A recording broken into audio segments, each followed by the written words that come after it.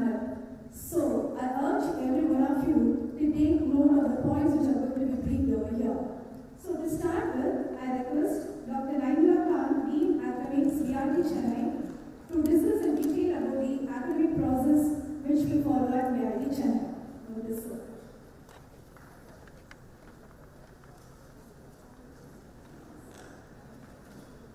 Good afternoon, everybody.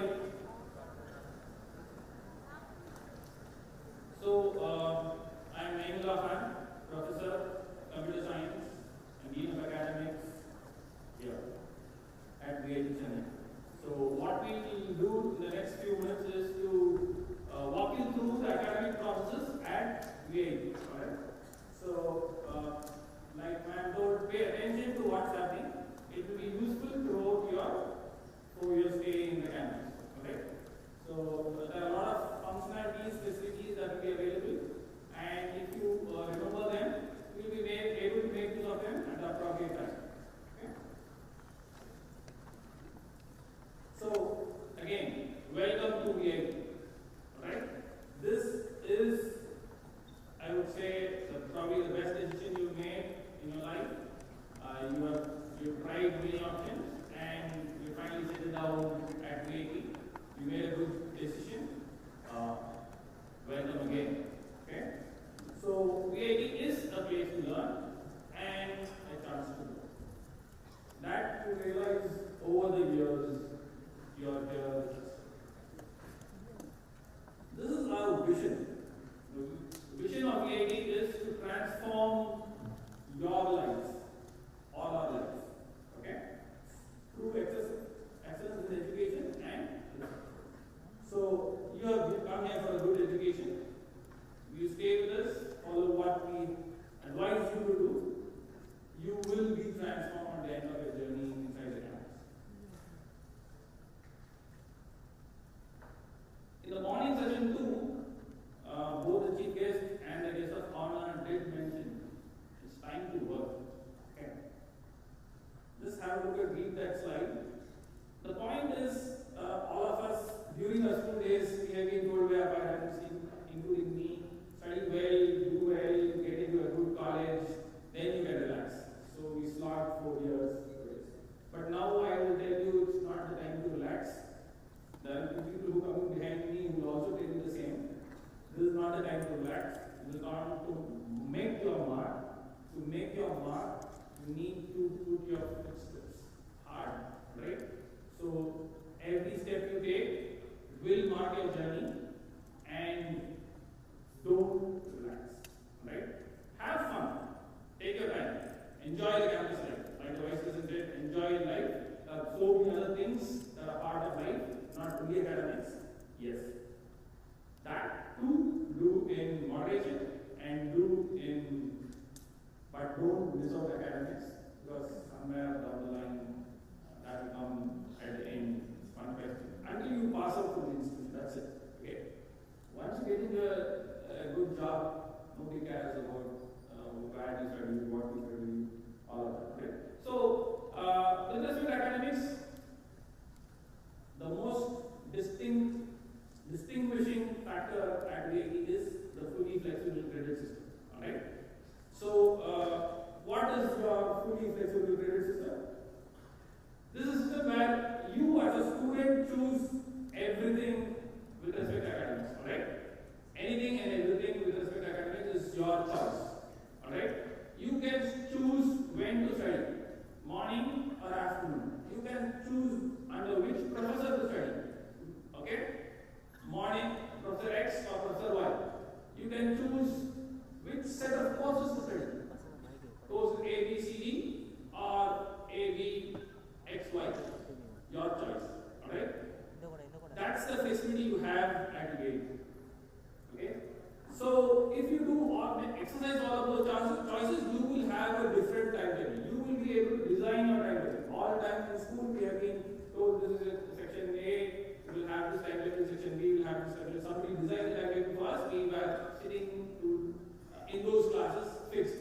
But now, you will design your timetable and you will implement it the way you want. Alright? So, the choice is fully under your control.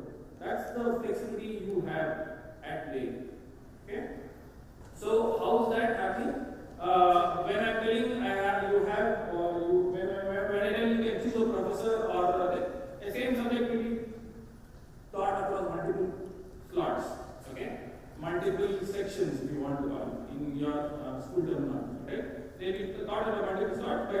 professors. So you can choose. So let's say under professor under slot A.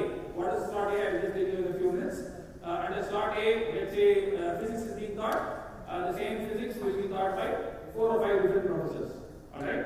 So when you are studying in slot A in the morning, you can choose one among the 4 professors. Likewise, the same physics will be taught also in the afternoon by another 5 professors. Alright. So you can choose to study morning under Professor A or evening under Professor Z. Alright. So that's your choice. Okay. That's the advantage you have with the fully flexible credit system. Okay. And you can plan, like I told you, you decide how many courses to study and you will implement the credits that you will complete the credits that you have registered this semester. Which means if you feel you are being overburdened or you think these courses are tough and you want to pace your learning out, or you are a slow learner, if you want to call yourself with that, if you don't want to call anybody like that.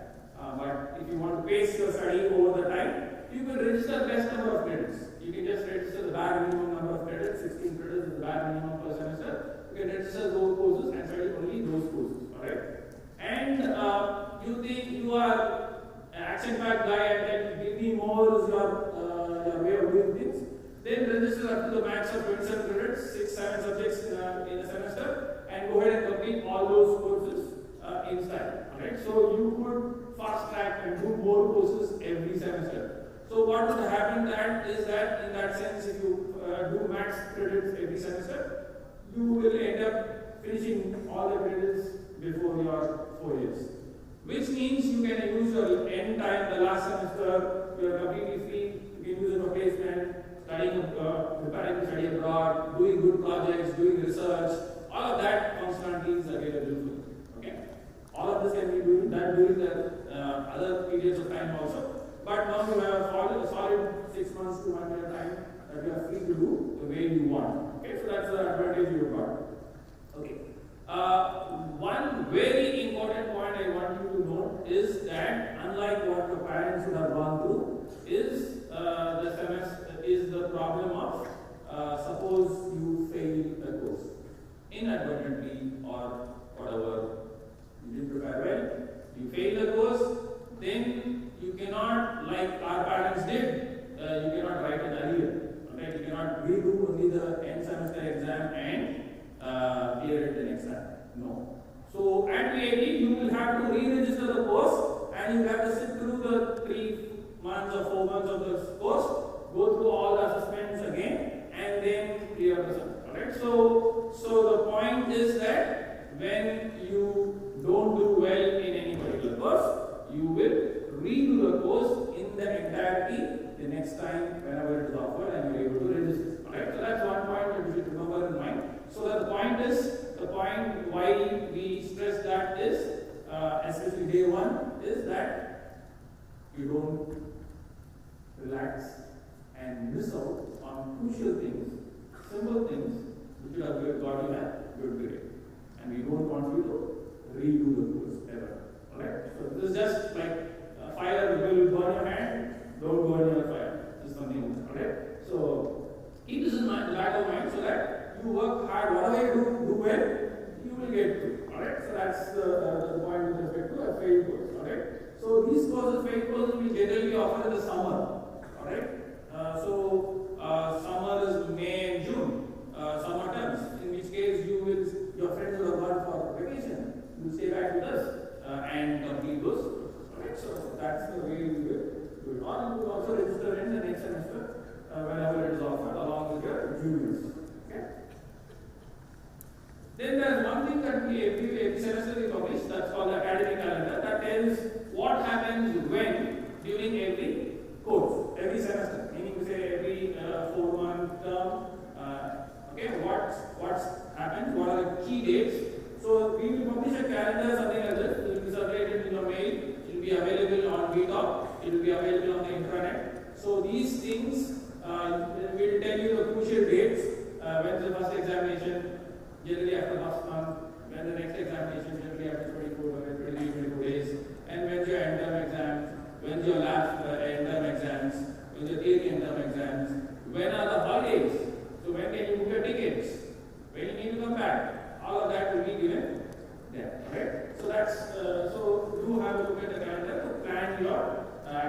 and know your deadlines, all of them. Okay. So we talked about the semester. We call it the semester system. There are two main semesters. One is fall, the next is the winter. Fall runs July to November. Winter runs December to March, April. Alright? Okay?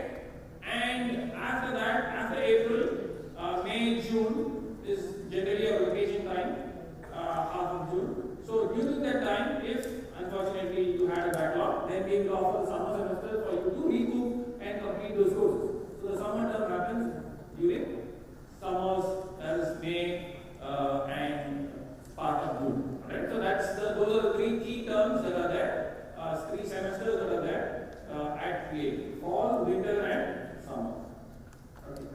All of you here today are computer science students. Alright? So to finish your computer science degree, you need 151 credits. Alright? Plus 11 non-graded credits. Okay? Essential mandatory requirements. Alright? So if you are doing a BTech program, 151 credits is what you have to earn to get your degree. Alright? And those subjects, those credits are distributed on different categories. So you have something called the foundation core courses. Alright? So you have these core and elective, two words that you have, core and elective. Alright?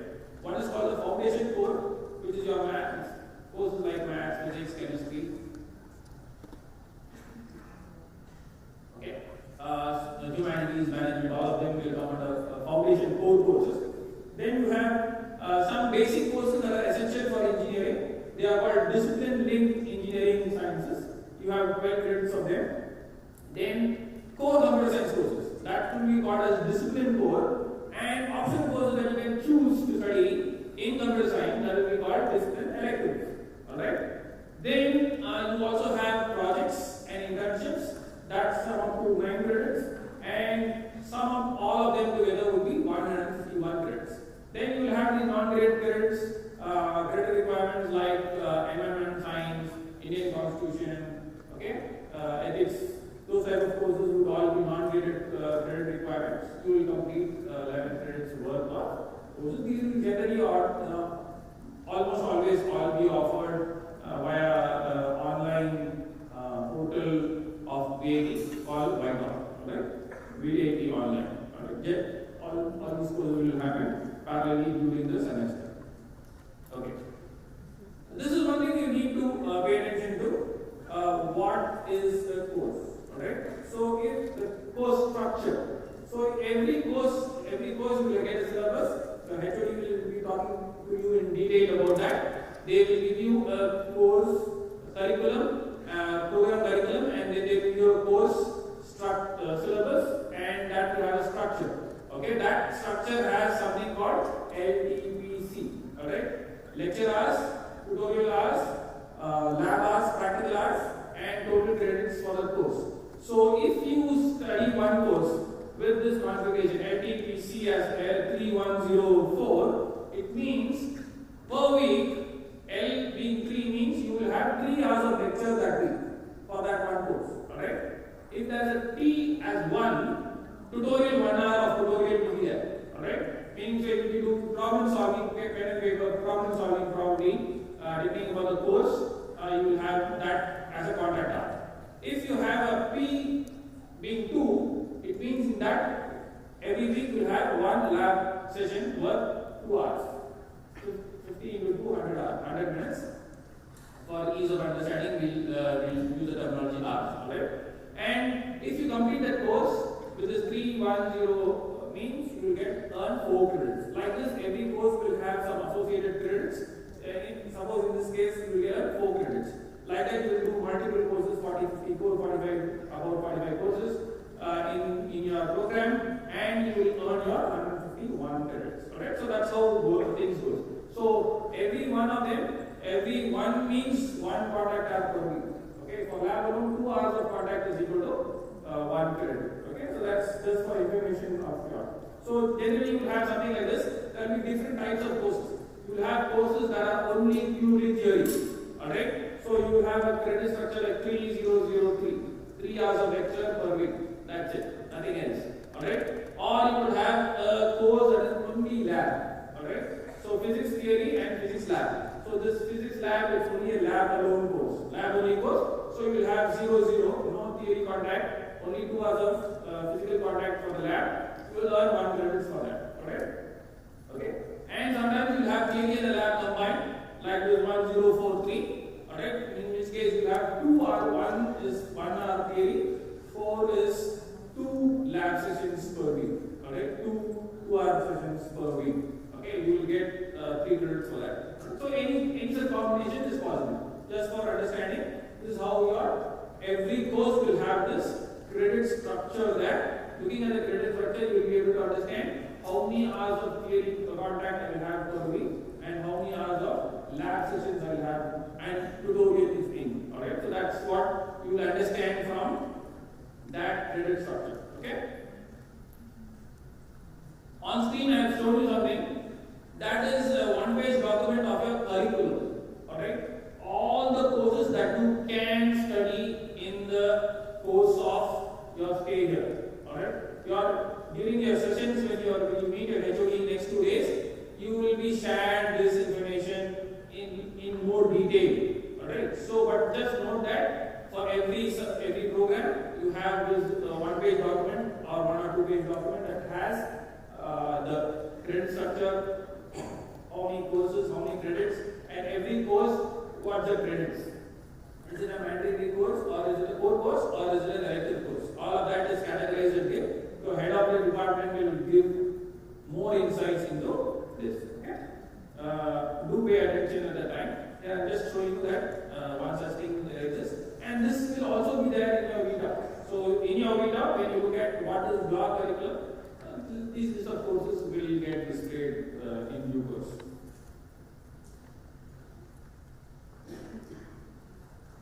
Okay, this is a very important slide. Do pay attention to what I am saying. This is your timetable. This is how your timetable looks like. So you need to decipher this timetable to be able to go to your classes from Wednesday onwards, Thursday onwards. Alright. So pay attention there. So this is called a slot timetable. Notice that the slot timetable has something called A1, A1, A1. Alright. So there are 3 circles A1. Alright. Okay, so a few minutes back I did tell that if you take, let's say, physics in A1 slot, okay, then those are the times Monday, Wednesday, and Friday. Monday 8 o'clock, Wednesday 8:55, and Friday TA1 at 9:50. So A plus TA1 is a combination in which you will be studying physics under some Professor A. Okay. So you will have the classes at those 3 times. Alright? Okay, so physics, A1, A1, A1. Notice to the right in the afternoons also you have similar A1, A2, A2, A2.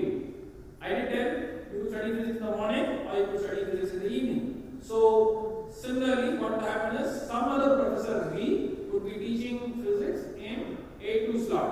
A2, A2, A2. So those 3 times, if you are given a slot to study physics in A2, then those are the 3 times you will have to be in that physics class at that point of time. Is that alright?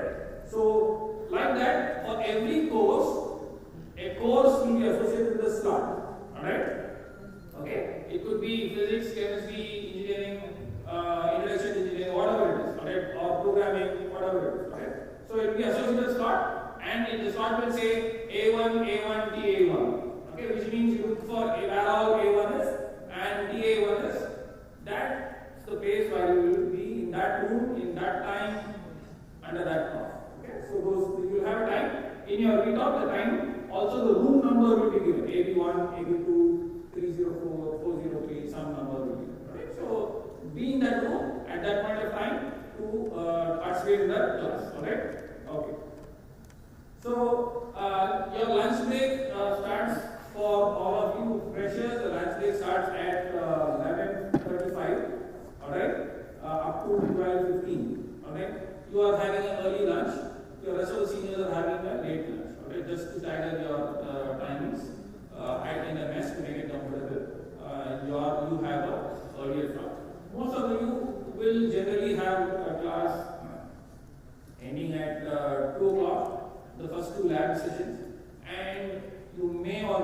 a break at 2 o'clock. Alright, so just look at after your timetable is ready, look at your timetable and plan your lunch. Don't miss lunch. Don't miss breakfast, don't miss lunch. Alright, we have students who due to their enthusiasm to attend classes, they skip either the breakfast or lunch, and there are some unhealthy consequences because of that. Okay, so don't miss them. Sufficient time is there in the timetable. You can take a relaxed lunch and come and join the class. Okay? Don't miss your lunch in anything. Don't skip it. Okay. Okay. So what needs to be done? You need to study when you're studying, registering every semester. You have to register for 16 credits at the minimum. That's a minimum requirement to be eligible to be enrolled in the semester in the university. If you register less than 16, you will not be considered. Alright, so minimum 16 credits. That would be about 4 to 5 courses. Alright, at least 5 courses. Okay, and maximum you can do is 27 credits. In a semester, you can study max 27 credits. Alright, okay. Suppose over the time you found it stressful, or you are not in good health, because of which you failed some courses, because of which your CGPA, okay, your credit average over the semester goes down less than 4, then we will not ask you to register more courses. We will tell you, boss, perk up, please pay attention, study lesser courses, study max 22 credits, don't exceed that. Whatever you are studying, do it well, pass the courses. If you have a year, register those backlog courses first before you study the current semester courses. Right? So you will be sort of put under monitoring, guidance, hand-holding, all of that. Right? So these are all extreme situations. We don't want to talk about them, but I want to also make it clear that something like that exists, so that you are not caught in that trap. Right? So don't miss courses, classes, subjects, credits, or do well, score well, come out with fine. But these are some pitfalls we want you to be aware, so that you don't fall in them. Alright, so that's the point about all these regulations, not to keep you perplexed or stress you. Alright? Okay. Another good thing about this course, this campus, this VIT is that when you register a course, let's say you are good, you think I can do well, you register a lot of courses, you do 27 credits or maybe 24 credits, and you choose some specific course, let's say advanced machine learning or advanced analytics, or what are some advanced courses, or even a normal course, and you go, you sit in the class, first 2-3 days, you sit with the prof, you listen to the prof, and you already have 4 or 5 core courses, and this course doesn't make head or tails for you, and you think you cannot do well, then in the first 3 days of the semester, every semester, first 3 days, you can drop some courses and add some other courses. Let's say you register something, you go to 3 professors' classes, 2-3 you sample all the courses, and you see, okay, I like to stick to, I registered 7 courses, I like to stick to 6, I'm going to drop the course. Or I'm going to drop this course and take some other humanities course or some other lighter course. Okay, add drop functionality available the first 3 days of the semester, right? Okay.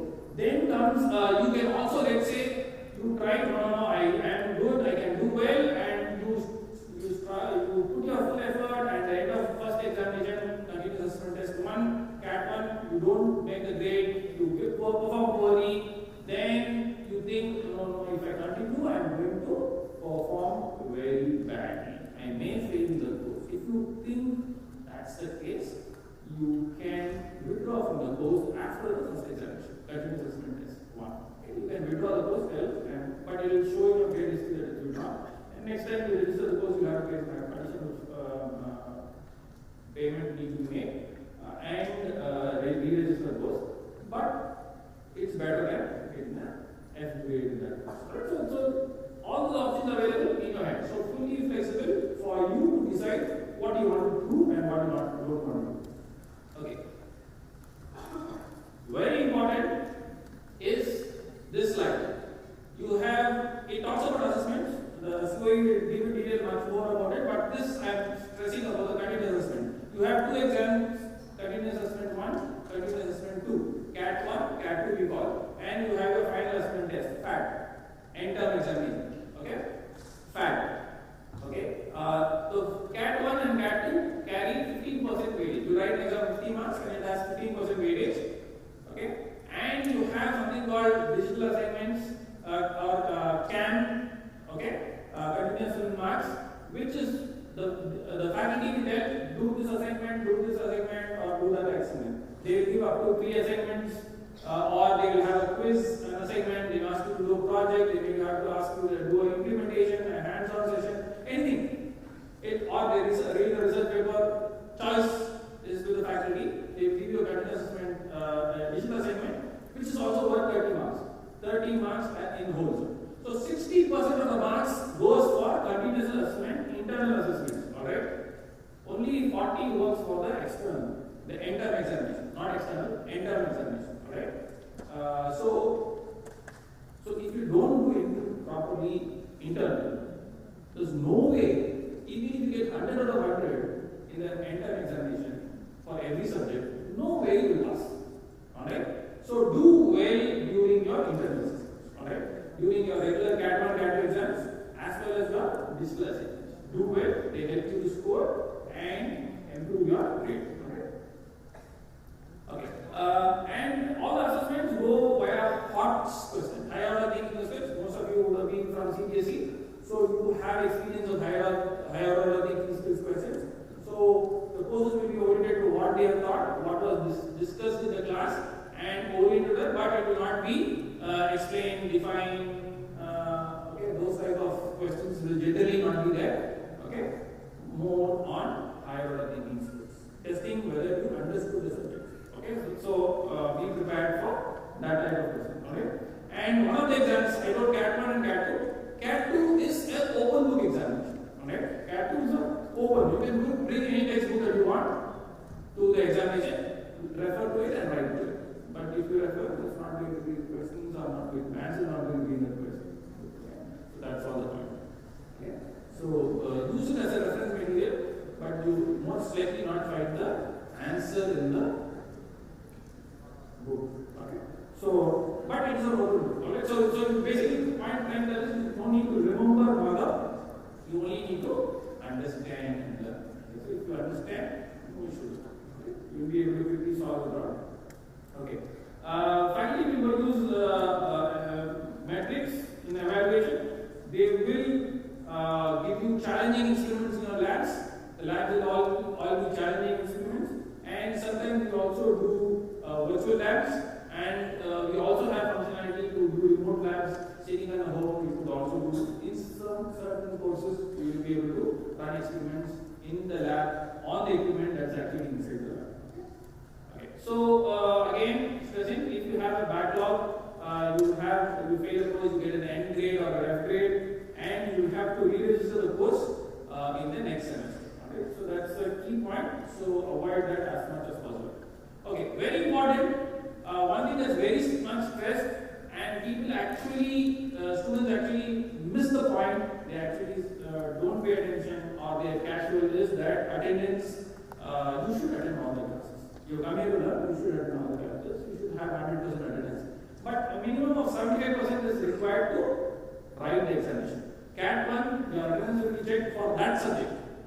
Subject physics, what's your attendance in physics? Chemistry, what's the attendance in chemistry? Alright? So 75% is there, is a requirement to be eligible to write examination. 74% will get debarred. You will not be permitted to write examination. Okay? So you can be sick, you can have stomachache, you can have fever, you can have headache, you want to bump the class, you want to go to the movie, you want to go somewhere else, you overslept. Anything and everything is worth 25%. Alright? You can do whatever you want. 25% worth. 75% presence inside the course. All these reasons, medical, fever, to come with a medical certificate, thank you, very. Okay? So, don't get, so you get sick. Okay, I did not tell that. So, the point is, be careful. Why I tell you? Actually, there was a student who was very active in softball in the campus. He calculated his attendance, maintained his attendance exactly 75%, so that he played softball for the university. He had typhoid during the last 1 month. 20 days, 15 days, did not play. He could not write of the 6 subjects, 5 subjects did not write. Not eligible. Typhoid is outpatient treatment. Fever sitting at home. Debarred from international examination. 5 courses he wrote next semester. So don't plan 75%. Exactly maintain. Good plan. Unfortunately, something has happened. So be aware of that. So this is just number 1403. You have seen the immediate seniors, 21 batch students. 1403 students have been debarred from CAT 1 examination. Not students, courses have been debarred. About 650 students did not write the exams. They are currently writing exams. Today also they are writing exams. So many people are doing just for a number to help you remember. Okay, you can add, you can boost your marks. There's more than mechanism for you to get additional marks. Alright, make you this until last semester we did not permit it. We may think about it this semester. Additional learning. You can earn 10 marks in your continuous assessment. It's part of your camp. So it is solid 10 marks. You can study some extra courses or participate in hackathon activities. Alright. Whatever the teacher specify. The teacher should specify. He should permit it. HOD should be okay with it. Then there will be an assessment for that, and then that mark will go into as 10% as part of it. You could also be doing research with your faculty. Okay. You can also do audit courses. You can study extra courses. Okay.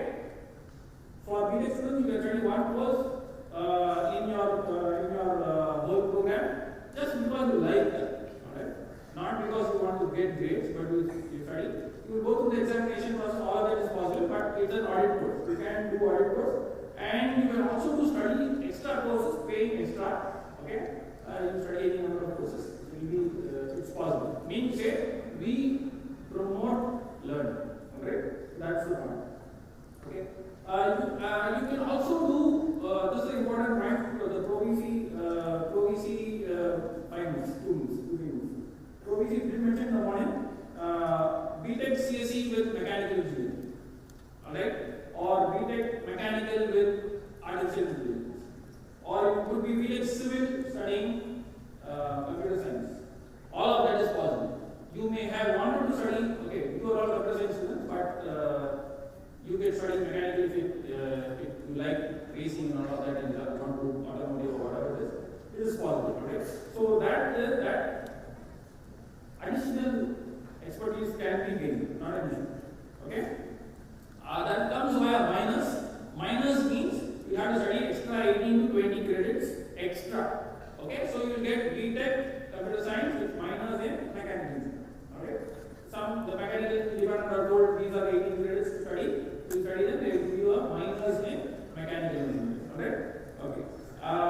So that is possible. Or you could be a mechanical engineer and study computer science as a minor. Okay? You also have something called specialization.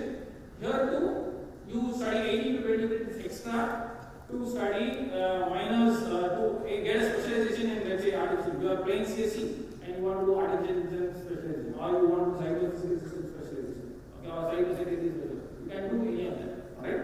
Okay. The advantage here is that in this specialization, you have the 16, basically 18 to 20 credits, of which 9 credits are already part of your CSE curriculum itself. So all you need to do is extra 11 credits. That's 11 credits about 4 courses max. Extra 4 courses you study, you get a specialization tag also if you want. Okay, that's possible. So you can get a mechanical engineering with specialization in electric vehicles. In your case, it will be CSE with specialization in cybersecurity systems or whatever, or cybersecurity also. Okay. Honors is also possible. BTech honors in computer science with honors. extra 18 to 20 credits. Okay, that's possible. You can also do the double major. You will also do a management set of courses, but that will be a lot more courses, and you may have to spend an extra 1 semester or 2 semesters in the campus. You can also get a management tag also. Okay, that's also possible. Okay, although you are computer science, so it's not an issue. But if you want to slide from one branch to another, okay, you can do sliding. You get a great CGPA in the first semester, and then you'll be able to move. If you're the top 2% of your branch, you can move to the some other branch of your choice. That's possible. Okay, we have set conferences. Every semester we have a set conference. So if you are interested in going abroad, doing higher studies abroad, then research helps you. Okay, so you could study your work with your faculty to do a research project, publish a paper, and if you want, maybe present it even in the set conference. Okay, so research is possible. There are some university undergraduate research experiences, URI 1, 2, 3, 4 functionalities there. The HOD will discuss it during your briefing. It's there in the regulations. What constitutes that? Basically, we want you to do research also, or prototype development. Anything is possible. Okay. You can go abroad. So the IR office will discuss that.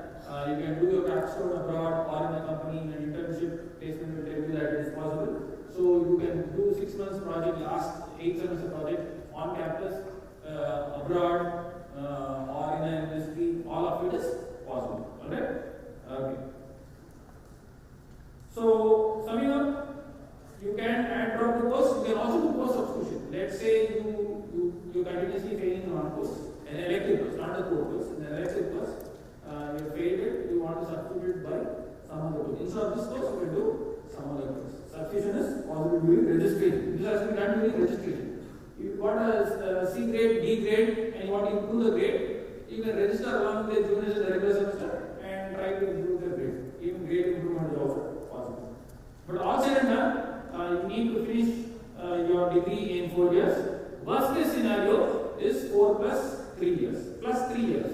Okay, extra 3 years. Worst case scenario, something went wrong. You can take another 3 years. But 7 years, the program is not finished. You will not get a degree. Okay, so that's the point. So you are here. You are finding new friends. It's a new environment. You have a lot of opportunities, like the chief guest did mention today morning. So for you to flourish. Okay. Just a couple of points. One point alone, I already told you one thing about the guys who made it Timetable. One more case study is are the students who were very good, did a lot of research, did projects, learned some of the courses online. They won hackathons. They got like this examples are there in many schools. They got their own internship in Finland. They started their own company.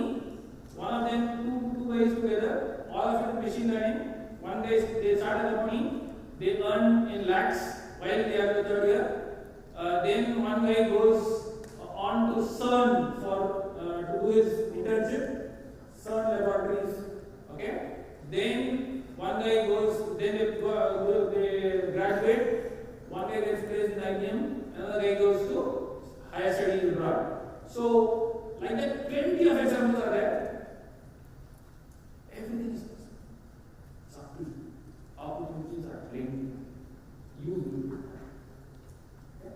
So, don't miss any of it. Alright? Opportunities, like the Vice President said, it's a flowing river. You can take as much as you want. Right? So, with that, I only end that with you have been left free in this environment. Right? You are adult with all your capabilities. You are free to do what you please. But with freedom comes responsibility. Okay? So be very responsible during your stay here. A lot of things happen, good and bad. So do all things good, avoid all things that you feel that is bad. Okay? Your heart says something not right about it. please avoid it, because just like we provide opportunities, we also have a bulletin. So anything that is not right. Okay. The next few sessions by others will enlighten you on what the problems can be. So avoid anything that is you feel in your heart that is not right. Okay. Do well. With that, I'll conclude all about academics. Wish you all the very best and hope every one of you succeeds, gets a good placement, and is a star at game. Okay, thank you.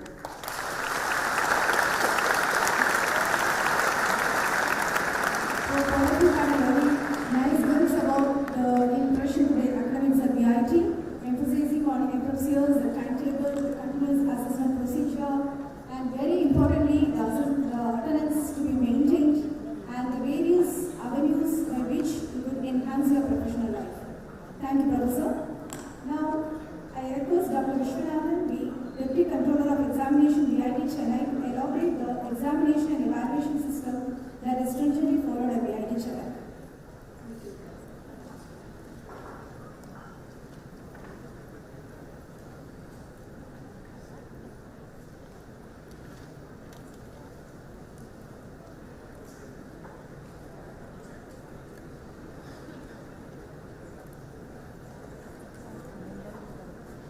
எனக்கு ஒரு நாள் தானே சொல்லிட்டாரா? யார் சொன்னா? சிவானா சொல்லல.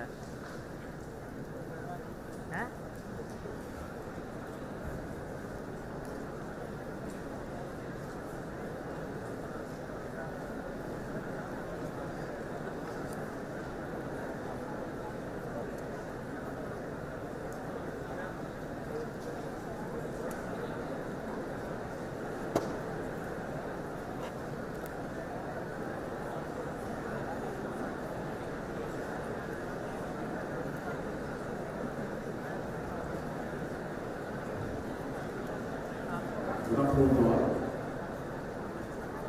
I am Dr. Vishwanathan, Professor from the School of Computer Science and Engineering, and Deputy Controller of Examination Deviation. In the next 2 weeks, we are going to discuss about how the examinations are conducted at VAD, what basis the evaluations are made, and how the grade will be released, and everything will experience. So as I told you that in academics, we have different semester systems. Basically, there are 2 semesters, fall and winter, except the BA students. Then we have a short semester also, it's optional, summer semesters. Okay. Then we start with the announcements. What are the announcements given to the students from the COA office? So as a practice in VAT, that we communicated only through the VAT mail. All the examination schedules and result publications, everything. Okay, so students have to check their mail frequently at daily basis. Okay, then before writing the examinations, we'll give we'll circulate the instructions to the students during the examinations. That is more than 1 page instructions. So before going to the examinations, you should read thoroughly that what are the instructions given in the examination, you have to follow that. Then examination schedules will schedule the examination mostly the slot-based systems. Sometimes we use the postcode wise also. So if it is a slot-based, first day A1, then second day A2, then B1, B2, daily basis. Sometimes we use the postcode wise also. Okay. Examinations, actually there are 2 types. One is a CAT examination, that is controlled by the Office of Academics. If you have any query regarding the continuous assessment test, you have to contact the academic office. Then final assessment test will be conducted by Office of the Controller of Examinations, it's our office. Okay. If you have any query related to the fact, you have to always contact through Proctor, HOD, then COA office. Okay. What is the eligibility for writing the exam? It's already in academics mentioned. 75% of minimum attendance is required to write the final assessment test. That is a final assessment, that is in semester examinations. you should not involve any disciplinary actions. Then you have to register the courses. If you are already registered, that course is withdrawn, you are not able to write the examination. So there are three conditions you should satisfy for writing the PAT examinations. Okay, once the examination is written, how the grading systems we are following, there are two types of grading systems we are using. One is absolute grading systems and another is a relative grading system. So absolute grading systems, irrespective of the course type, the student's strength is less than or equal to 10 in a class, in your class. We have a class number for each and every set of classes. Okay. If the strength is less than or equal to 10 students, irrespective of the course, we are following only the absolute grading systems. Okay. If it is more than 10, depending on the course type, either absolute grading system or relative grading system will be followed. Okay. Then, what are the grades we are going to issue in the PAT? What are the marks within the green box? That is a pass grade. Okay. S, letter S. The grade point is 10, that's the highest grade. A, the grade point is 9. B, 8. C, 7. D, 6. E, just pass 5 marks. So all A to S to E, that's a pass grade. Then remaining are F and N. F is a fail. N is also fail. We use word called incomplete. Okay, both F and N are failed grade. Okay, W for withdrawal. Suppose as Green Academics mentioned that you have the option to withdraw the course after Cat 1 examinations. Okay, if you have withdrawn any one of the course after Cat 1, so we will award W grade for that course. That will be reflected only in our system beta. Okay, that is not reflected anywhere in your grade sheet. Then U grade. Audit course. You can do many audit courses. So audit courses only for enhancing your knowledge. That will not be included for any CGPA calculation. So if you have registered courses under audit category, U grade will be awarded once it is completed. Then there are some courses for pass-fail category. For example, club activities.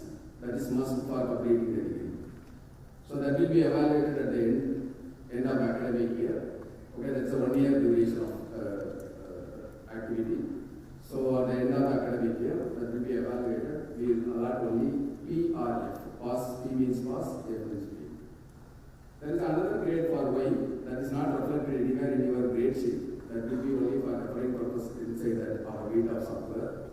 So that is allotted only for the embedded course type. There are different course types for embedded, theory only, lab only. If there are more than one component involved in a particular course code, that means there is a course code called CAC 1002 example. There may be a theory component as well as a lab component. That is a possibility. So that is called as a embedded course. That embedded course, if you have failed in any one of the component, so against that component, Y will be reflected. That means yet to complete the component. Part of the components are completed. There are still some incomplete part. Under N category, N is a fail. There are different reasons for failing the courses. There are a variety of N courses. N1 is student failed to clear one or more component of the course. Present in the FAT examination, but failed in the course. Either one or two component. N2, students who has been debarred due to lack of attendance. That means you are not able to get 70% attendance. You are not allowed to write the examination, FAT examinations. Automatically, if you are not able to write the FAT examination, definitely you will get a N grade. So we will refer N2. Okay. N3 students who remains absent in the final assessment test. There is eligibility. Students got more than 70% attendance. Due to some problem, he could not able to write the FAT examination. Okay. So obviously the students will get a fail grade. So N3 will be reflected in the to differentiate one fail to another fail. Okay. Then N4, students debarred in the FAT test due to indiscipline or malpractice. If you are involved in malpractice, so again that you will be failed in a particular course or all the courses registered during that semester. So we will differentiate that fail in N4. So N means fail grade. To differentiate one fail to another category, one category to another category, we will differentiate it N1, N2, N3.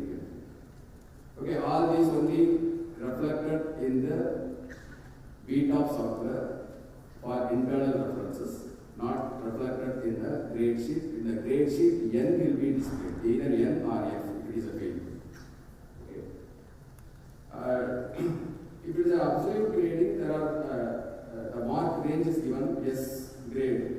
If you score more than 90 and above, greater than or equal to 90, you will get S grade for absolute grading. 80 to 89, A grade. 70 to 79, B grade. 60 to 69, C grade. Then 55 to 59, D grade. Then 50 to 54, E grade. This is another pass grade. If it is less than 50, then F grade will be awarded for absolute grading. That is a fixed one irrespective of the class. If it is a relative grading, there are some calculations. Okay. The total marks, we use the word called grand total, GT. So GT will be calculated based on the formula. The mean value, I think all of you familiar about the word, it's a fundamental mathematics. Mean plus 1.5 standard deviation with minimum of 90% of total mass within the class. It will be calculated only within the class number. Okay. For each class number, for each professor, will give us a unique class ID. So based on the class ID, the mean value and standard deviation will be calculated. Okay. There are multiple starts, as I told that in academics, there may be multiple batches are running for each and every courses. Okay. Assume that there are 30 batches are running in the physics course. For 30 classes, separate unique ID will be given in the beta. That is called as a class number. Okay. The mean value and standard deviation will be calculated for each class separately. Okay, so based on that range, that letter grade will be awarded. Okay, you can go through it, it's available in the website in the regulation, you can go through it later. So different course types, theory only course. How the passing criteria will be decided. For theory only course, there is a course code, there is only one component called theory. There is no laboratory included or there is no project component. That is we call as a course that is theory only, TH course. Okay, in the TH course, how the grade will be awarded? First, we will check only the FAT mark. Okay, even though we have scored 60 out of 60 in the CAM, first we will check only the FAT mark, final assessment test mark. So if the FAT mark should be 40, minimum 40 and above, then only we will go for the next level to allot the grade. If your FAT mark is less than 40, even though we have scored 60 out of 60 in the CAM, we will be failed. Okay, the FAT mark is important. Minimum marks out of 100. 40% of FAT mark is must to get a pass grade. Okay, the FAT mark 50. Then the grand total. Grand total will be calculated both the FAT mark, 40% of FAT mark, and 60% of the CAM mark. Okay. So totally 100. The grand total should be greater than or equal to 50 for absolute grading. If it is a relative grading, depending on the range of the particular classes. Okay, we will calculate the range using the previous slide formula, then based on that we will allot them. Okay, then lab only courses. For lab only courses, only absolute grading will be used. Okay, whether its strength is greater than 10 or less than 10 is not a matter. So grand total should be greater than or equal to 50. There are some courses for non-credit courses. Under non-credit, non-graded and graded also available. Okay, non-credit courses, grand total should be greater than or equal to 50 for pass, otherwise fail. Okay, for non-credit and non-graded, P or F grade will be awarded. For non-credit graded courses, letter grading, S to E will be awarded. Whether it's absolute or relative grading as per the course type. Okay. there are some embedded courses with the theory and lab or theory and for your syllabus only we have embedded ETL, embedded theory and lab. I think there is no project component. For your CTS, there is a project component also involved. For embedded theory lab courses, fact mark greater than or equal to 40 and the grand total is greater than or equal to 50 for absolute grading are based on the grade range for the area grades. Okay, then for lab, grand total should be greater than or equal to 40. Okay, for embedded courses, theory separately and lab separately, we will see that if you clear the lab mark lab criteria greater than or equal to grand total greater than or equal to 50, then you have get a dash in the academic history for temporary purpose. That means you have cleared that lab component, but if you are not able to clear the theory, we will be displayed against the particular component. Okay. Then there is another course type called OCC and MOOC courses, online courses and MOOC courses also. Okay, that is will be we are following within absolute grading. So for absolute grading, grand total should be greater than or equal to 50 for getting the pass. Okay. Is there any already I have informed? Is there any pass or fail criteria in the continuous assessment? There is no separately pass fail will be decided only using the continuous assessment. Okay, whether your continuous assessment mark is 10 out of 60 or 20 out of 60 or 60 out of 60 is not a matter. So first criteria to decide that whether you are getting a pass or fail, your fat mark should be greater than or equal to 40. Then both continuous assessment and fat mark 40% will be considered for calculating the GP. Then based on the relative grading formula, we will assign the grade, whether we will get a S grade or A grade or B grade. Okay. Once the result process, we will publish the result that will be intimated to you through the mail. The result we will publish only the mark, not grade first. We will publish the mark. If you are not satisfied with your expectation, you can go for the next level called paper seeing and revaluation. There is an option for seeing your paper. You can view the paper and apply for the revaluations. So one condition with payment. Okay, one condition is paper seeing is mandatory for applying the revaluation. First, if you are not satisfied with your expected mark, first you have to apply the paper seeing. Then again, if you are not able to convince the evaluation, then you can go for the revaluation, apply for the revaluation. The same faculty will be evaluated. You can give your comments against each and every question. What is your expectation? Then you can give your comments.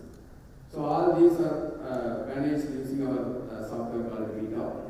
I think you will get some more idea or insights about the Beta in the next sessions. Then once the paper seeing and revaluation process are over, then we will release the grade.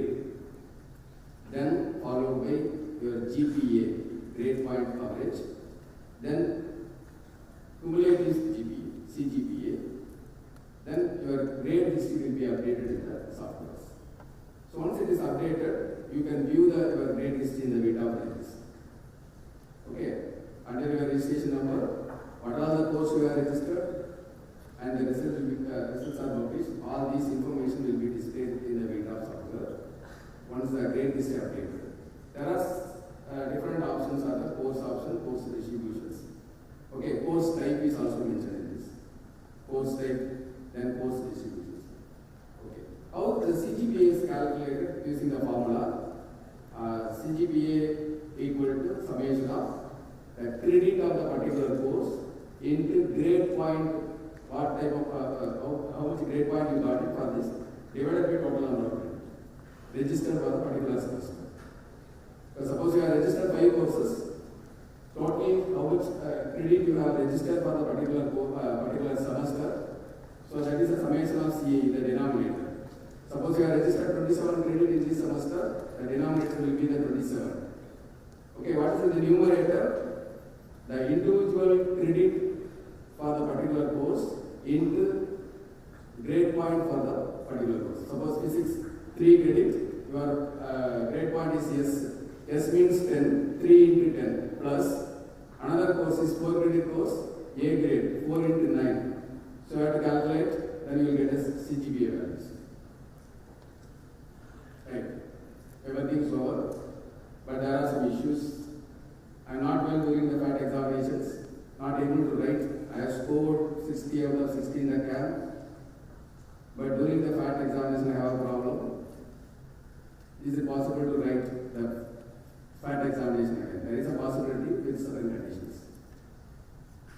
Okay, the discharge summary is required if you are, the first condition is you have hospitalization for more than 1 week as an inpatient is must for writing the applying for the refat. So you need to produce all the bills and discharge summary also. Okay. Then death in the family members or the blood relatives, death certificates will be produced. Then you are eligible for the refat. Then another condition is my brother or sisters getting married. As per the regulations, we are not allowing to write the refat for these reasons. So refat is allowed. Hospitalization is an inpatient. Hospitalization means inpatient more than 1 week time. Then death in the family members. Okay. Then there are certain conditions. Should not have appeared for exam. That means you should be absent for the FAT. For the present students, we are not allowing to write the refat. You have to apply only through our software called Vita. When we send a circular, then you have to apply through the Vita. No separate mails are encouraged. Then the refat is applicable only for the theory course, not for lab. Then student project final vice class. Okay. Other than this, the refat is not allowed. Then that refat, if you are eligible, you have to complete that refat within 1 year, or whenever we are scheduling it, whichever is earlier, you have to complete it. There is no other second chances are given. Okay. Otherwise, the end grade will be awarded, that means fail grade will be awarded. You have to re-register it again. Okay. I have failed in the examination due to some reason. I got F grade or N grade. I am not eligible for writing the refat. How can you complete it? As already Dean Academics mentioned, you have to re-register the particular courses in the subsequent semesters. However, we are permitting to write the arrear examination after your minimum period of study. That means after the final semester. We are BTech students, your minimum period of study is 4 years. After 4 years, you are allowed to write the arrear examination if you fail. There are certain restrictions. Okay. So if you are D-bar in the particular semester, N3 category, malpractice, N4 category, N2 is also not allowed. Only N1 and F students are allowed to write the arrear examination also. Once you are, what are the criteria for the conditions to write the arrear? If it is an embedded courses, already embedded course means more than one component involved. Theory and lab. Already I cleared the lab. Is it possible is it necessary to write the entire component? Yes. You have to write the entire component. All the components involved in the particular course must be registered again, even though if you have cleared even other component. Okay? Right. Other than this, we are giving a service to the students called transcript service. Once a result is published and updated in the grade list in the Vita, you can apply the transcript. That means it's a temporary mark sheet. The original grade sheet will be printed after 6 months, or more than, it will take more than 6 months due to some administrative reasons. So if you want apply for bank loan, or apply for the higher studies, or placement activities, or applying the scholarship, or any purpose, if you need a mark sheet for the particular semester or the consolidated up to 2 years or 3 years, whatever you have completed, so you can apply transcript under Vita services with a payment basis. Okay, that mark sheet will be issued within 2 working days. Then finally, we will issue the original grade sheet and degree certificate at the end of the period. Okay. After 1 year, grade sheet will be issued, then degree will be issued during the convocations. Right. That's a very important and last point. We never encourage that academic malpractice. We are not compromising on that academic malpractice. We will give the instruction before writing the examination through, we communicate it through the mail regarding the instruction to the students. What are the things you can do it, what are the materials you can bring it inside it, all these. So you have to follow that. If you are bringing any mobile phone inside that examination hall or unwanted materials or big papers or writing something on the hand or body like this, all the instructions will be mentioned in that instruction sheet. You have to follow it. If you book under malpractice, so severe punishment will be given. What are all the courses registered on a particular semester?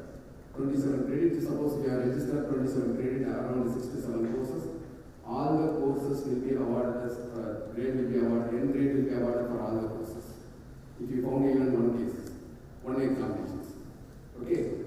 So don't do this. You have to follow, be ethically, follow the procedure given by the office. Thank you.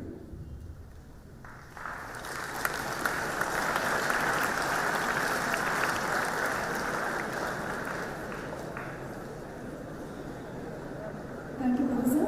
So, hope you had an idea about how the examination pattern is at VIT Chennai. And now you are all geared up for getting the good grades in the final exam. Wish you all the best for your success. Now, I request Dr. Suganya G, Deputy Director, SDC, VIT Chennai, to brief the importance of digital practices that are practiced at VIT Chennai. Thank you.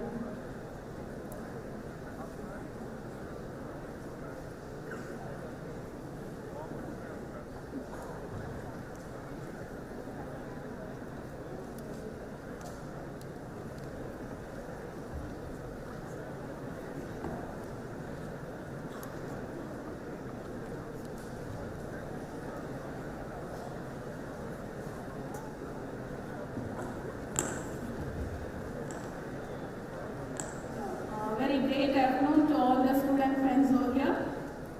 Can I hear some good voices? Good afternoon. Yeah, thank you.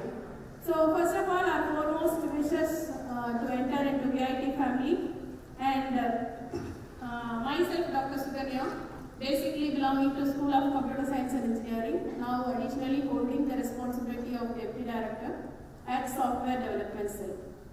And digitization is the key for the future, and Digital India is what is the aim with which we are moving nowadays.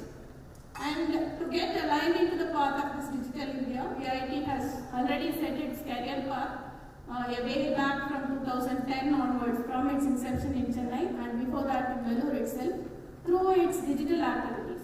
Meaning to say that the paperwork is completely removed, except in cases where it is required in a mandatory sense.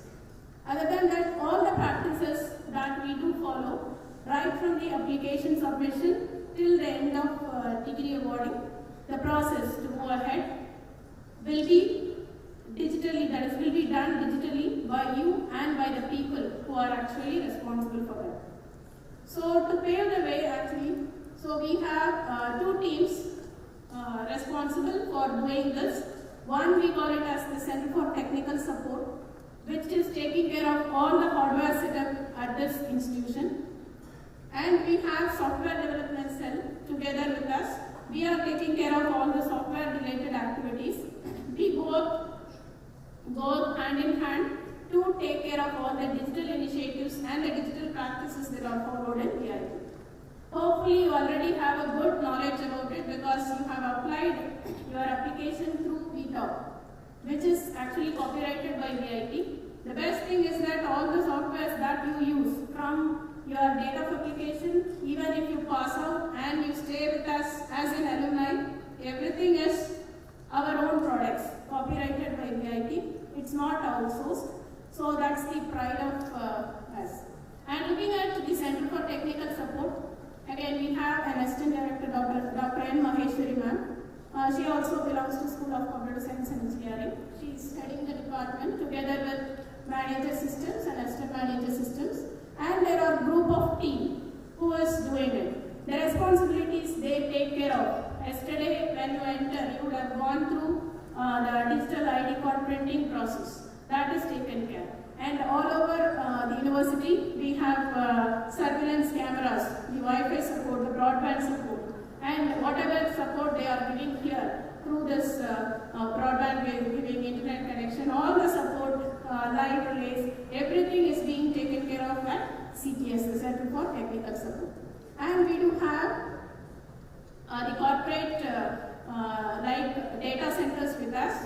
We have our own servers, and you are also part of our family. So we should be proud to say that all the servers are maintained at VIT itself. All that what you look at is being hosted in the servers. So the entire networking and everything is being established and being used by VITs alone. And coming to the software development cell, and myself, Suganya, and we have two assistant directors, Dr. Christy Jackson, he is here, and Dr. Thomas. And we have a tech lead to bring in the standardization. Earlier we had softwares. Later on, as we move ahead, we need to bring in standardization. So we need an industry expert. We have Mr. Venkatesh with us, who has 15 plus years of experience. And we have a team of 8 at Chennai and in Vellore, because these two campuses will go hand in hand. And there, together we have 50 plus people working as programmer. It's a mini software company which is running inside, meaning to say. So we take care of all the software related activities. I hope most of you have mailed us to chennai.stc for some issues or other. So that's what we take care of. So from all the different support, what we require will be provided by us. And then looking at the different apps that we do provide for the help of the students. There are many. The SDC takes care of many things. Start from your website, chennai.vit.ac.in. So all hosting, maintenance is to be done by us. And then we have a complete academic portal we call VTOP. This VTOP is our own product. So you have started with your application submission. You have gone through freshers payment. And then now most of you might have created your credentials. Right? So everything is automated and you will have come to this process. From there on, your activities will be aligned and you will be taken ahead till your degree through this VTOP only. It's a complete academic portal. And then we have VLET, and this is not for students, let's see. And we have a learning management system to bring in an interaction between the faculty member and the student friends, right? So the faculty should be, there should be some way of giving you the materials and all the other activities like conduct of quiz and then conduct of exams. We again have a learning management system. So this is hosted on top of Moodle, a common source platform, open source platform. And with the initiative of Dr. Pradeep Kumar, our earlier Deputy Director, this was brought in and it is successfully being taken care of at SDC or NVIT. Then we have an event management portal which is completely created and deployed by the students. So a team of 6 people, they thought that the event management, let's say somebody is organizing a workshop, how do we take it to the entire student community or to the people who are outside? Okay. So this portal takes care of the entire registration till the e-certificate printing, and this is a product from a student team. Okay. So and VLite is also one such, that is an HR management portal. Again, it's the effort from one faculty and some students. And we have the purchase management software, not for you, but to say that the payment, purchase to payment is also digitized, and this is P2P, which is purchase to payment. We don't go request for invoice or for quotation from anybody on using paper. It's also automatic. And then we have IPAC, which seems to establish a manner between for maintaining the standards in all the activities that we do carry out. These are different applications. You don't need to bother. From where can you move ahead to find the links of all these things? You can just type in resourcecc.vit.ac.in in your browser. Resourcecc, resourcecc.vit.ac.in. You will get to know the various links, because this is already separated to you through mail from your admission section. So that is just to make you that is easily browse through different platforms.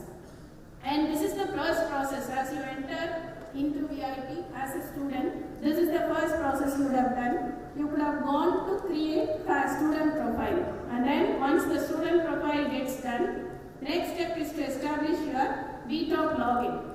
Okay. So for these two, your application number, the date of birth, and the mobile number which you have registered in your admissions is mandatory. Okay. So if there is any change, it will not come in. That's the only case. Then so many inquiries we got regarding the change of information in your student profile. All that is possible after 2 weeks of time. We will all give you the information about how to change the mandate, because during filling of profile, somebody would have misplaced something or exchanged some information or may have left out something. Okay, everything is possible.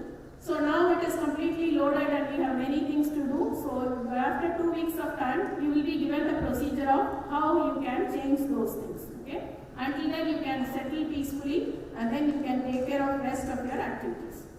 Then looking at the VTalk user login creation, you may end up with two things.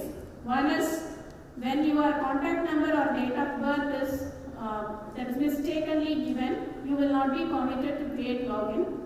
The second thing is when your profile is not complete, then you will not be allowed to create a login. Okay? And we have seen more than 80% of the students have already created the login. Still, if there is an issue, you can send us a mail. Don't send mails continuously. You can wait for 1 day and then you can resend. Okay? That's the way to clear your doubts. If you bombard us with mails, no, everything will be unnoticed. Okay? So we also need some little time to think and give you a solution. So that is mandatory. So, and looking at the links for these things, you can go through that, or in the website if you see, you can look at the student section. All the links are readily available. This website is loaded with all information and it will be up to date, and we will be loading whatever information you are in need of. Same thing, we have given the freshers orientation page from where you are getting your details. Okay?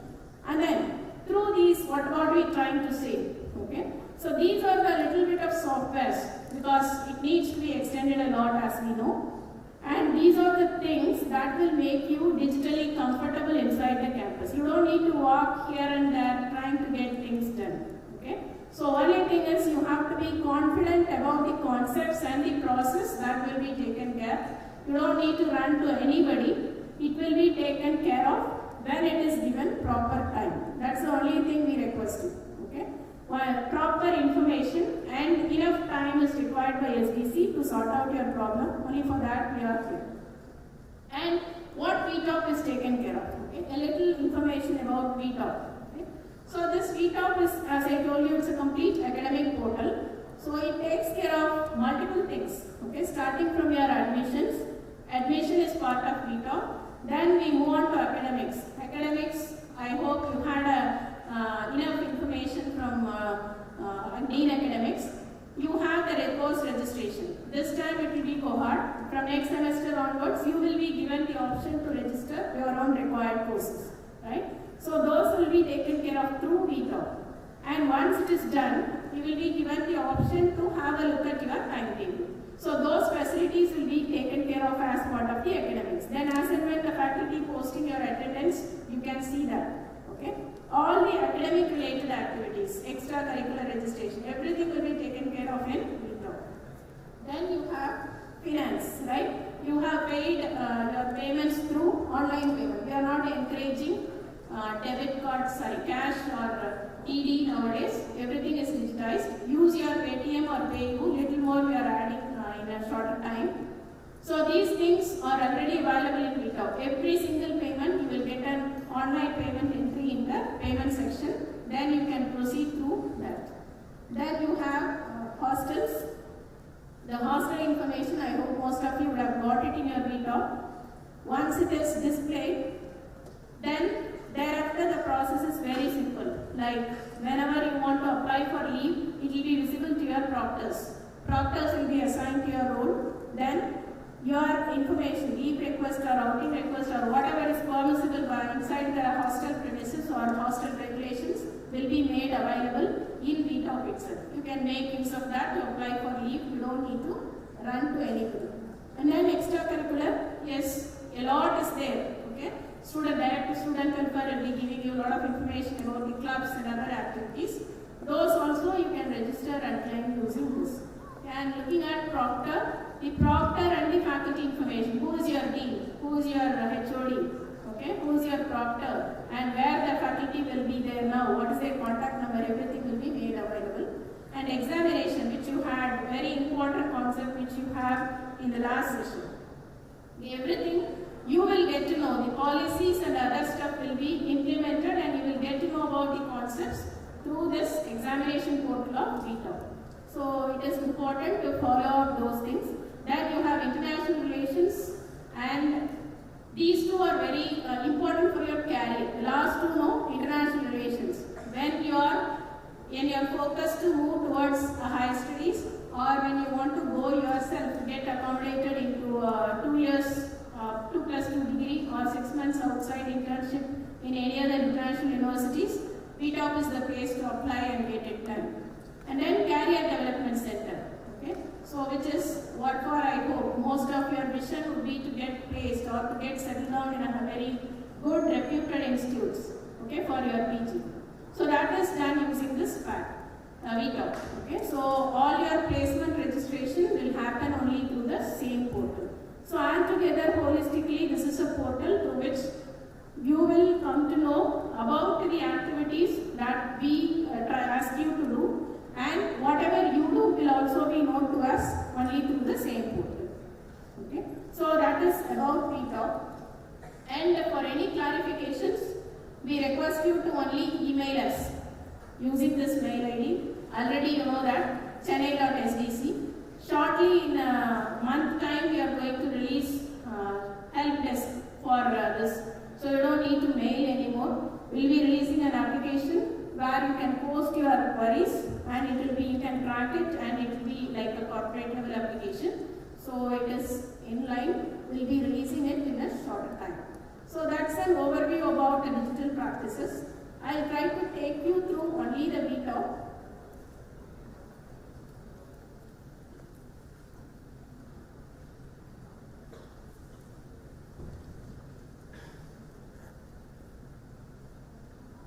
So this is the URL.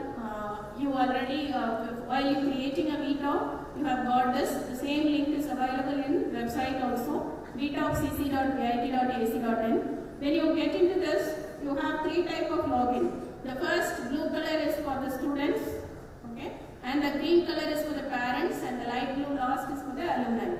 Even if you pass out, the alumni support for getting your transcripts and other stuff, whatever you want, will always be available to you throughout your lifetime. And this parent login, when you register in your profile, whatever mobile number you give now, to that the OTP will be sent. So you have to be much more careful in that. If there is a change in mobile number, you can approach your proctors. They have the facility to change or update your mobile number. Okay. So this parent login, I request all the students to give proper mobile number, both father and mother, in the profile filling. Okay. Then when you get into VTOP, I'll just try to log in into one student login.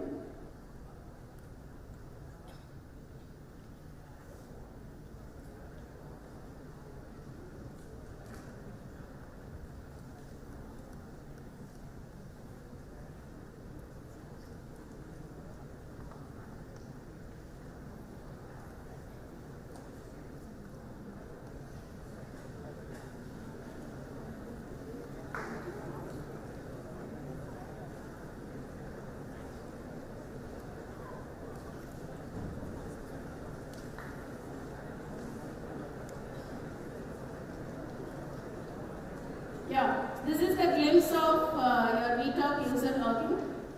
So when you log in, on to the right you can see the profile image which is taken for your ID card. The same will be displayed here, okay? And then you can see the sign out option. And then on to the left, if I expand here, you can see the various options that are available, okay? And as of now, I'll just tell you the minimal options that you require. info will get updated for you as a fresher student. Okay? So profile page, whatever profile you fill, that will get updated here.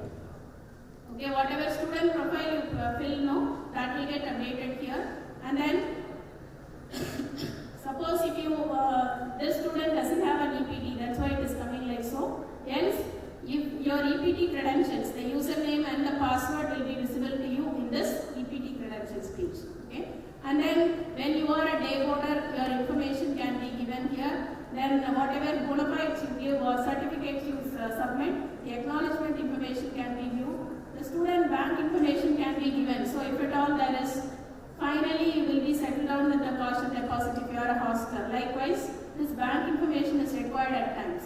So this is from where just it is an information portal to let you know. Then two things you have to be very much careful about, proctor details. Okay. So if you look at the proctor details, all the things will be visible. Who is the proctor, which school they belong to, what is the cabin, and then what is the mobile number, everything will be visible to you through this proctor. And any message, if the proctor is sending you, you will be receiving it through this View Data Portal login. Then looking at academics, the HOD and Dean information you can get to know who is your HOD and who will be the head of the department. Then any faculty info you can get here. Okay. Suppose if you click, if you give my name, automatically it gives you the entire information about me. And then look at the regulation. Okay, the regulation which you need to follow, academic regulation is uploaded. You can download that as a PDF.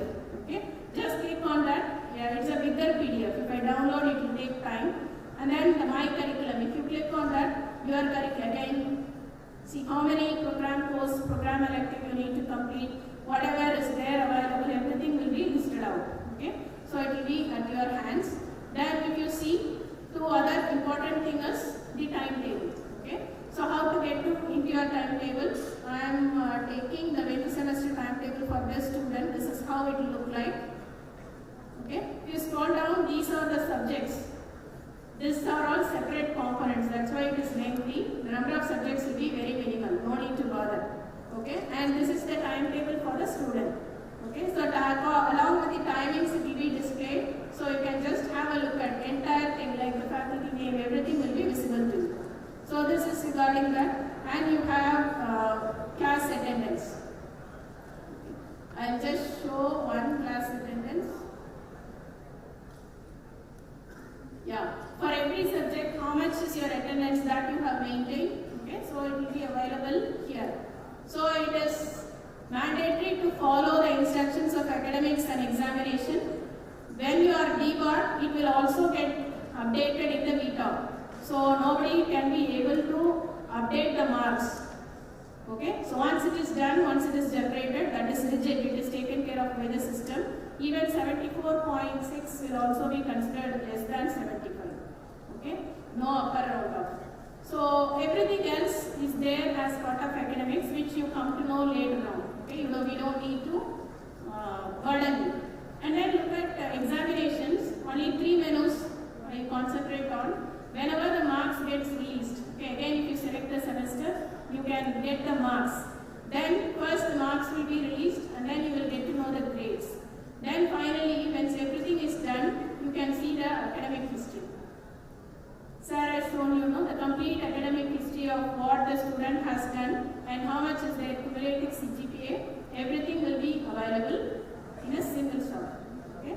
This you are not only going to view, this will be viewed both by the PAT office, that is a Career Development Center, and the same link will be given to the employer also. So you have to be much more careful in taking care of these things. Okay? And then one request from our side. So once you log in, go to my account and then change your password. This password is very important. It is case sensitive. Try having the practice of changing the password once in a month or at least once in 2 months. Your friend is always a friend, but need not to be aware of about your password. Okay? Your claim will not be valid in any sense. When you say that it is not done by you, it will be done by you from our side. Okay? Every activity we maintain log, every activity we maintain the IP address, every activity we maintain from which user it has been generated. Okay, so everything will be tracked, and this we work according to the tracking. Okay, so make it a point that the password is only for the individual student, not for the group of students. Right, and have it as a practice to clear your history. So certain things we request you to take care is: one, always use Google Chrome browser with updated version. Okay, in emergency you can use other browsers, but we prefer to use Google Chrome because it has lots of cookies. Then always try clearing your cache. Okay, any false output if you have, that will remain on your storage cache. Okay, always have the practice of clearing it before giving the next attempt. Right. Third is maintaining password in a confidential and a proper way. Okay. So I now invite Dr. Christy Jackson, Assistant Director at STC, to give a glimpse of LMS. It will take just a few minutes, and we appreciate and our wishes to all of you to be part of VIT family. This is a place to learn, a chance to grow. We always invite students with your potential output. Okay? If you think that a certain application is useful for the other student community, you can always approach us with your objective, and it will always be taken in a positive case when it is helpful to us and for the other student community. All the best. Thank you.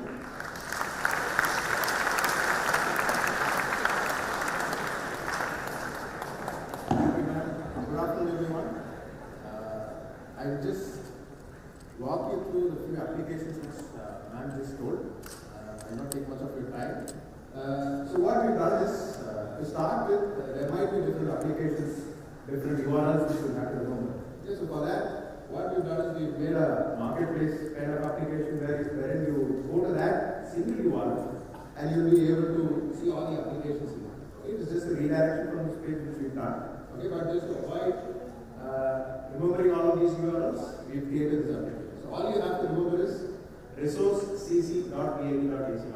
Okay, resourcecc.vat.ac.in, and that is where you will find all your onboarding instructions, your meetup, the Chennai website URL, LMS, learning management system. If you have to take an exam, exam.cc.vat.ac.in, and all of the applications are available at resourcecc.vat.ac.in. Right. Let me first walk you through the Chennai website. Now, all of you by now would have at least come to this place at least once. Okay, you are on this chennai.vat.ac.in. You'll have all your instructions given here. And the second most important thing is your LMS, Learning Management System. Okay, let me just log in and walk you through what we have in LMS, and what you can do at here.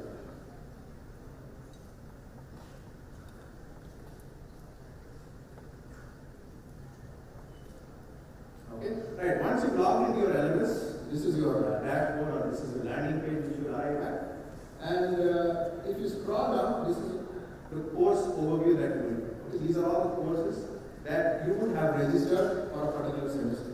Okay, this registration will happen at VTOP, and whatever courses you registered at VTOP will reflect onto your node. Okay, say for example, the student Keshav has got himself registered into all of these courses.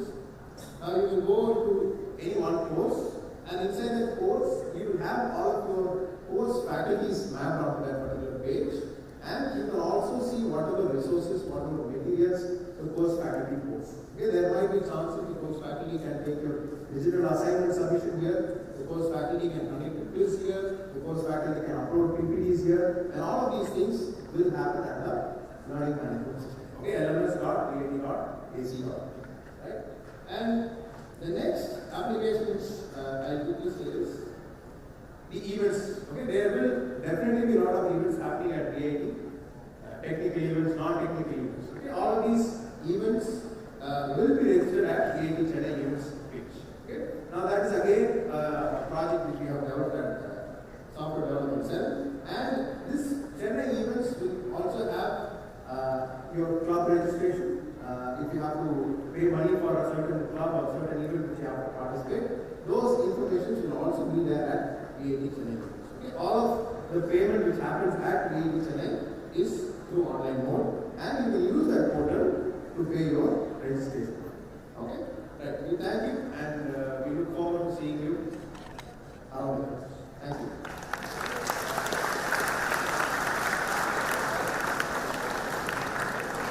Please note, your courses in Moodle will reflect in another 2 weeks. Okay, so please wait for further communication.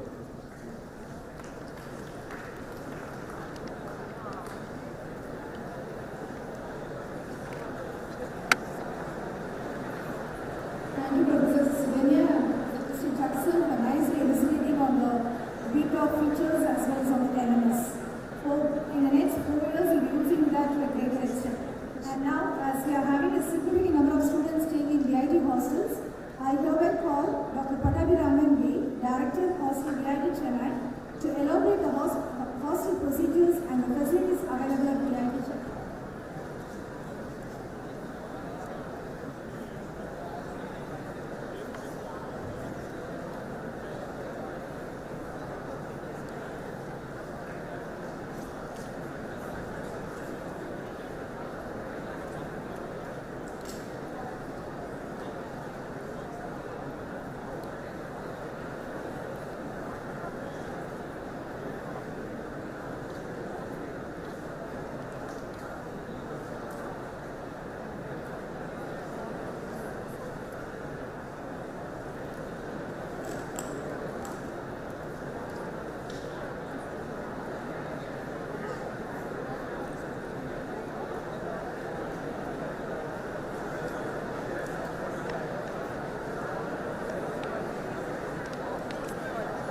Good afternoon. Am I audible? I would like to welcome you all to VIT Chennai and hope from morning onwards you are having busy schedule with a different orientation program, induction program which is happening. Myself, Dr. Pattabhiraman, and I am a professor in computer science engineering. And additionally, I take care in hostel, so I am a director for hostel. I will give you some brief detail about the hostel and its facility and hostel rules and regulations which you need to follow. Mission of our hostel is that to provide comfortable, safe, inclusive of secure living for students in addition to providing opportunity to form positive friendship. Mission is encourage the student to get connected with diverse population from across globe, develop their strong interpersonal skill and motivate social responsibility. This is our hostel vision and mission. Some of the highlights of hostel, we have different category of room type, that is 2-bedded, 3-bedded, 4-bedded, 6 and 8-bedded, AC as well as non-AC rooms. But AC is an optional one. With the centralized plant with fresh air supply will be available.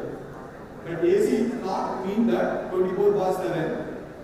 AC we will facilitate from evening 6 p.m. to next day morning 6 a.m. Since remaining time, we are requesting you to be in a campus in academic session and you have to enjoy your academic, not in hostel. So that's why AC is not provided morning time. AC, if you are opted, you will be provided from evening 6 p.m. to next day morning 6 a.m. And in hostel, we have a 24/7 healthcare facility. Nearby hostel, we have the health center. So that if you have any issue, immediately you can go and approach the health center. So based on the doctor advice, if required, you will be taken to the super specialty hospital which is located nearby our campus, Chettinad Health City, if required. Otherwise, the doctor nurse will be available 24/7 inside the campus. So they will help you any sort of issues. And apart from that, in hostel we have the entertainment hall as well as multi-channel television facilities are available. And occasionally we will operate open air movie screening on weekly basis. water and security vigilance is there. All the hostel blocks equipped with the CCTV so that don't do any unwanted activity inside the hostel. So you are under the watch of CCTV. Okay. So treated outdoor water for drinking purpose we are providing, as well as for bathing purpose, solar water, hot water facilities available, and regulated housekeeping. Every day the housekeeping people will come to your room and they will clean, and always we are maintaining green ambience. And infrastructure, uninterrupted power supply will be there. Even our EV power is not available, we are able to provide the power to backup system what we are having. And all the hostels are Wi-Fi in the hostel, but there will be a restriction. You will be given with 50 GB of internet service free of cost. And also, we want that you want to go to the bed as soon as possible. So that's why the Wi-Fi will be available midnight 12 p.m. So after that, Wi-Fi will not be invoked. Since you have to take a rest, then actually you have to come for the class. So that's the reason we are not providing after 12 p.m. midnight. And rooms are with the individual bunker cot and equipped with study table, chair, and individual bunker bed, as well as cupboard, etc. And inside the hostel itself, we have a state-of-the-art gym, as well as we have the indoor games and volleyball court, shuttle courtyard, all those things which is available. And it's a multi-story building so that we have the lift facility and exclusive visitor areas there. And during the examination time, if you are preparing overnight, if you feel that you want to take something, so for that we have the night canteen facility. This is some of the picture which we have taken from the hostel.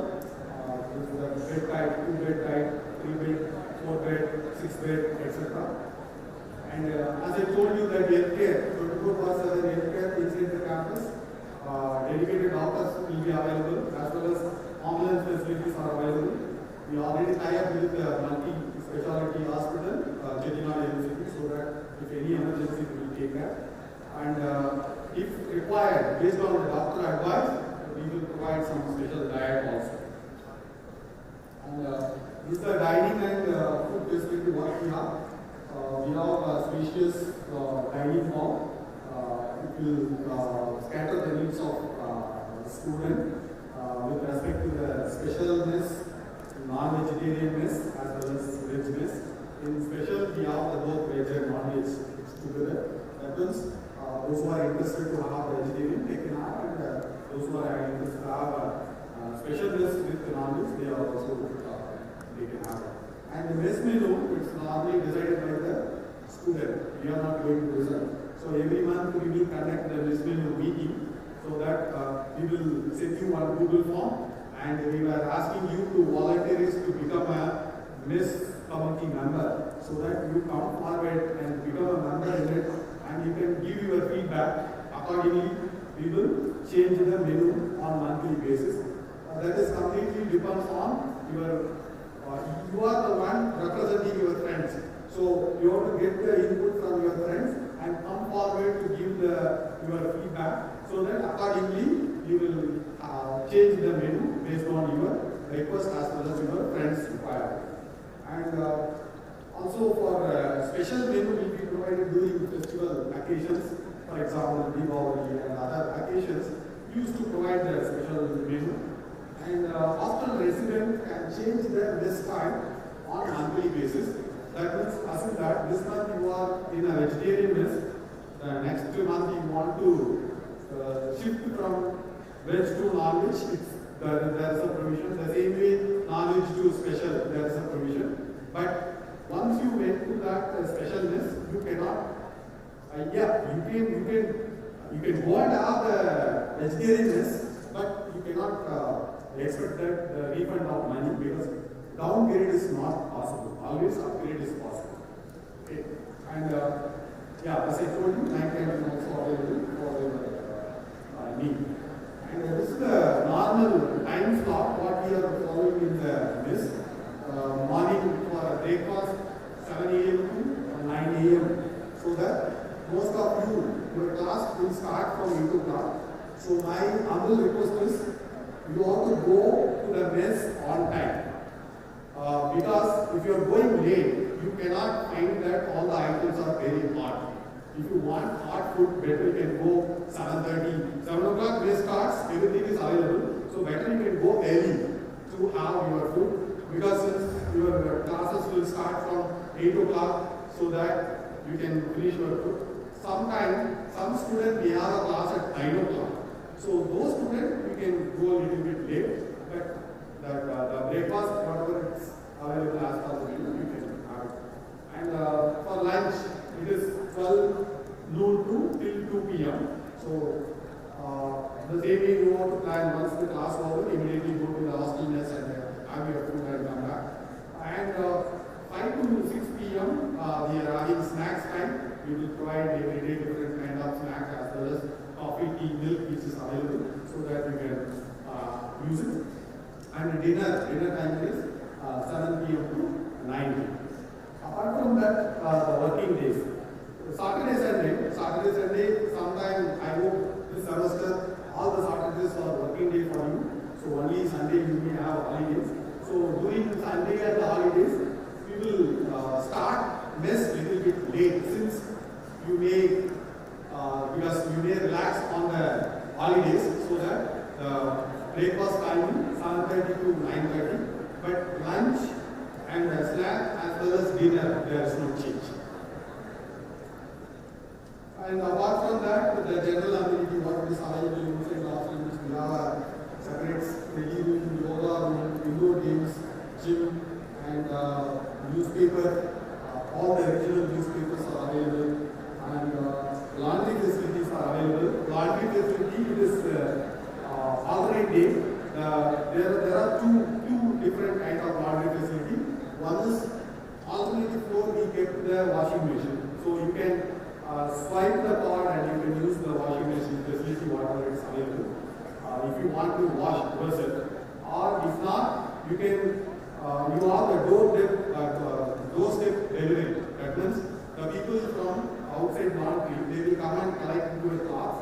You will be given the receipt, and within a day or two, they will deliver all your clothes in good wash and iron condition. They will give it back to you. So you can use any laundry facility whichever is required. Either wash yourself or you can give it to the vendor. So they will wash and they will supply on paid basis. And food bath is available, saloon is available, swimming pool is available, banquet is medium facilities is available inside the campus, as well as good hospital and medical care facilities available. And entertainment facility, as I told you, weekly once regional movie we will use to play, and television for every 4 floors we have the television facility, and also from the hostel side we are we are celebrating some of the festivals as well as birthday. So there is a separate birthday hut. So where if you want to celebrate the birthday along with your friends, you get the permission well in advance so that by 9 o'clock you can go there along with your friends and you can celebrate, then you come back at 10 o'clock. You should not do any birthday celebration inside the room. If it is found, it will be in the noise. Okay, so that we are providing separate space where you can celebrate your birthday. And hopefully, you know that first year hostel allotment, we had some little bit tough time due to COVID and other rain and other things. We had several obstacles on the construction, so we are not able to complete on time the building, so that some of you is provided the facility in that D block, which is the construction is going on, and hopefully I am assuring that January 2023 we are able to give the more accommodation to all your friends. So those who are not able to get the hostel, please forgive me so that we don't have that much facility to provide them right now, but hopefully January they are able to get it. And that allotment, we direct it, it's a pre-allotment for the room. Those who are paying the academic fee fully, and based on the first come first basis, that already we have done. And also we have given some sufficient time to make the payment. And apart from that, when you are entering to the hostel entry form, mess entry form, everything will be done, and accordingly you will get the mess card. That also distributed to you. If you are not get it, you approach the respective hostel office order so that you are able to get the mess card. And once hostel room is allotted, that cannot be changed because whatever the facility are available, they are doing, so that please you cooperate and adjust with us. And if any student want to withdraw the hostel, that is due to some reason, yes, we will help you. But if you did any indisciplined activity, you will be expelled from the hostel. If you are doing any indisciplined activities inside the hostel, you will be expelled from the hostel. So please, you have to follow the hostel rules and regulations. Okay. But secondly, sir, I am first year, I have some problem of getting hostel. That's okay, fine. Second year, completely it's in your hand. We are not going to do anything. So if you are studying, if you are academically doing well, if you get good CGPA, then you are able to get whatever the room you expected. That means if you have a good CGPA, because the second year hostel allotment completely online process. Every step we are doing in DAT into online mode. There is no manual process. So this hostel allotment also for second year, it is computerized. So if you are preparing academically well, and if you are attending all the classes without missing a class, so the attendance and the CGPA will be considered for computing the rank. So according to the rank, you have been given the chance to pick up your room as well as your roommate. So if you want that room what you are expecting, you have to attend all the classes without missing. Number one. Number two, you have to study well and score good CGPA. This too is very important for second year hostel allotment. Okay. So we will calculate the NCGPA, normalized CGPA, that is ranking, and we will group you according to your branch, group 1, group 2, group 3, etc. And we will give you for each group equal number of AC, non-AC rooms will be allocated, and based on your CGPA, based on your rank, through that meetup portal, you can go and select your room and you can choose your room. That's the possibility. So that second year hostel allotment completely is in your hand. That you have to keep in your mind. Okay. And the next year, that second year, when your hostel is taken and you make the payment and you report to the hostel. So next year hostel allotment done online, so that once you have done, then you can make the payment with the receipt of the payment receipt, you can enter into the hostel. So on arrival, after the summer vacation, student may submit the hostel entry form and other formalities you can complete, and you can go to the room and you can do the check-in. And also, if during that time hostel allotment, if we have any anomalies, it will be dealt case by case. And the next one important point, you should remember that hostel attendance. Every day 9 o'clock, the people, hostel supervisors will come to your room with biometric device, they will take attendance. In case, if you are not given attendance, then it will be counted as absent. If you are counted with absent, we will inform to your proctor as well as we will inform to your parents. If, again, next day morning, automatically your VTOP will be blocked. It means that even though you are attending the class, the faculty not able to give you attendance because since the VTOP will be blocked. So it's very, very important that you have to give your attendance. Even the hostel supervisor, when they are arriving on your room, you are not principal responsible, go to the hostel office, register your attendance. Since the attendance is not registered, next day it will badly reflect on you in a meet-out. So that you have some problem, then the faculty may not know what purpose your meet-out is blocked.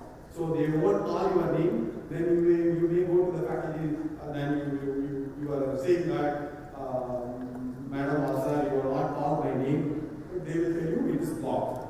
But you may not know what purpose it is blocked. Then you will run here and there, it will create a problem for you.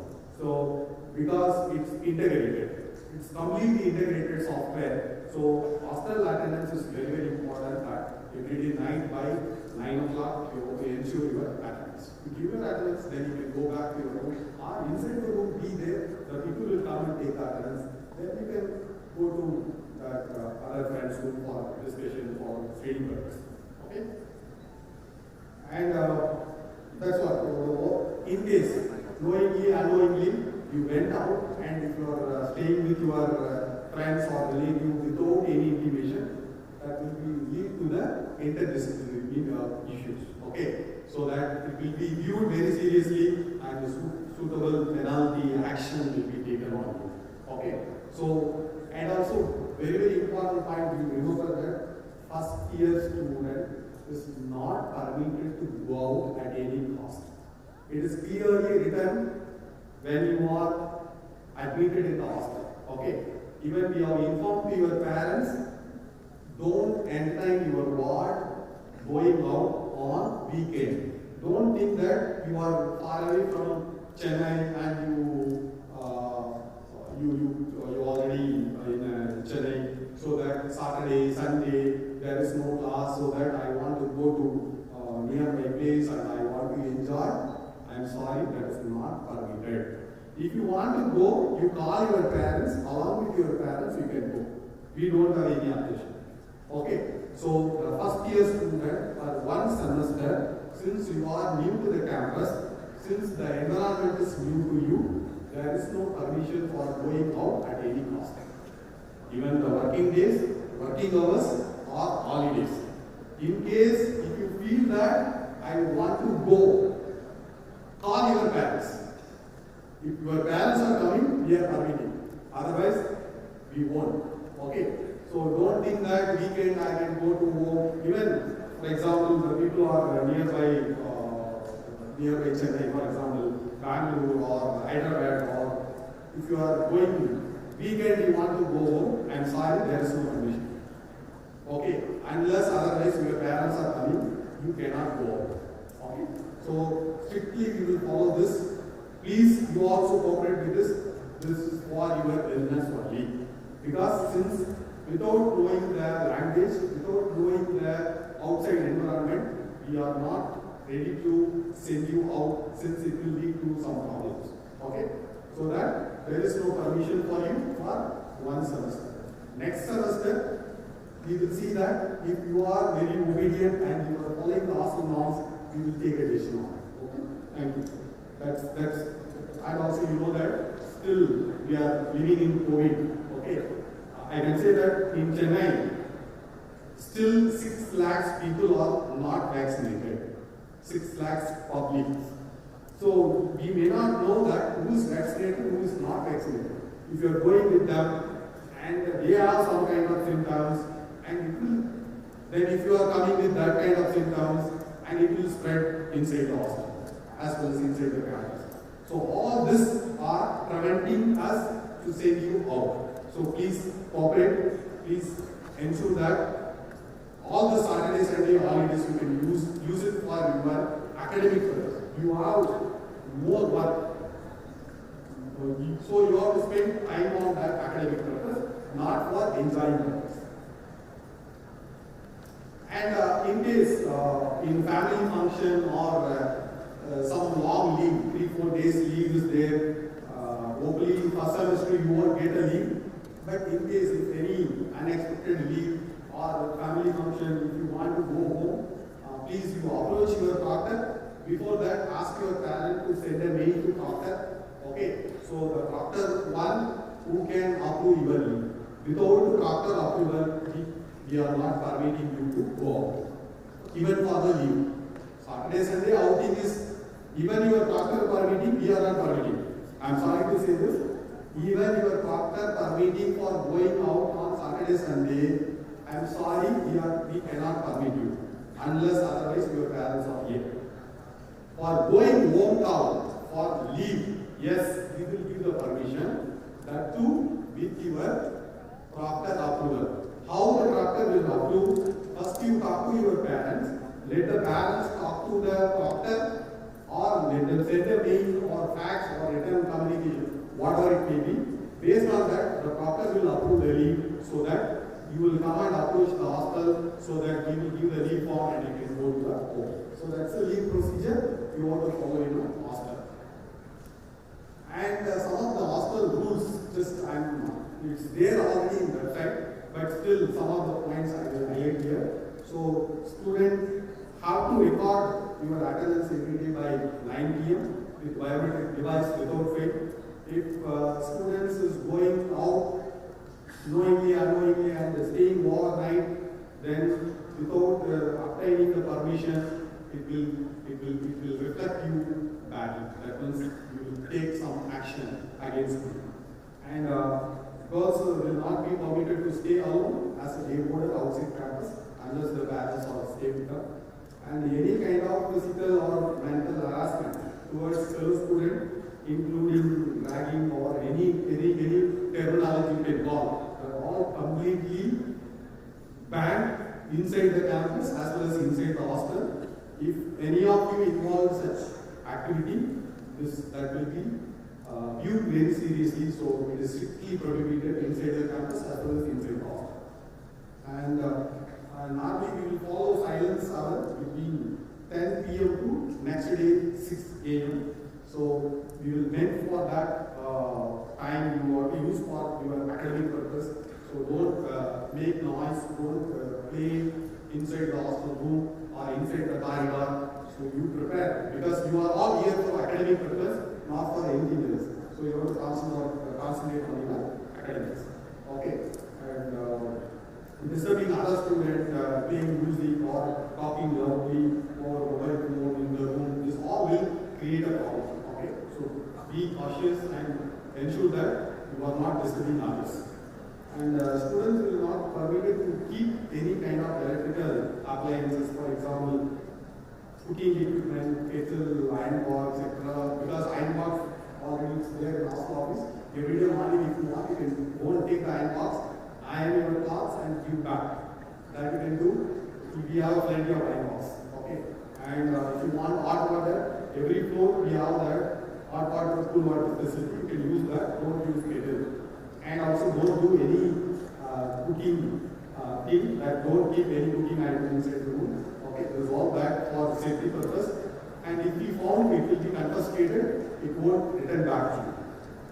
And involvement of any indiscipline activity will invite to the suitable actions as per the code of conduct. Code of conduct is there in DIT website, particularly in campus life and the hostel.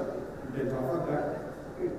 And student safety, hostelers are not allowed to keep any motor vehicle. Okay, so you should not have any motor vehicle. Please keep your cell phone, laptop, wallets, and all valuables belongings with your safe custody. Whenever you are going out from the room, keep everything in your cupboard and lock it with lock and key go. Because CCTV camera is there only in corridor. We cannot keep CCTV camera inside your room. Okay, that will create a problem. So we don't want to disturb your privacy. Okay, so if inside the room, if something is gone, no one take the responsibility. So it's your duty to ensure all your valuables always you are keeping in your cupboard and locking and going out. Okay, so and all the students are there for 3 bedroom, 3 people are there, 2 bedroom. Another friend also there, 6 bedroom, all 6 students are there. Better always lock the room and go. Okay. And avoid missing of valuable items. Please ensure the security code. This is all the important link what it is available for our website. You can go through that hostel detail where Chennai.me.ac.in campus hostel where you can find all the details as well as hostel features.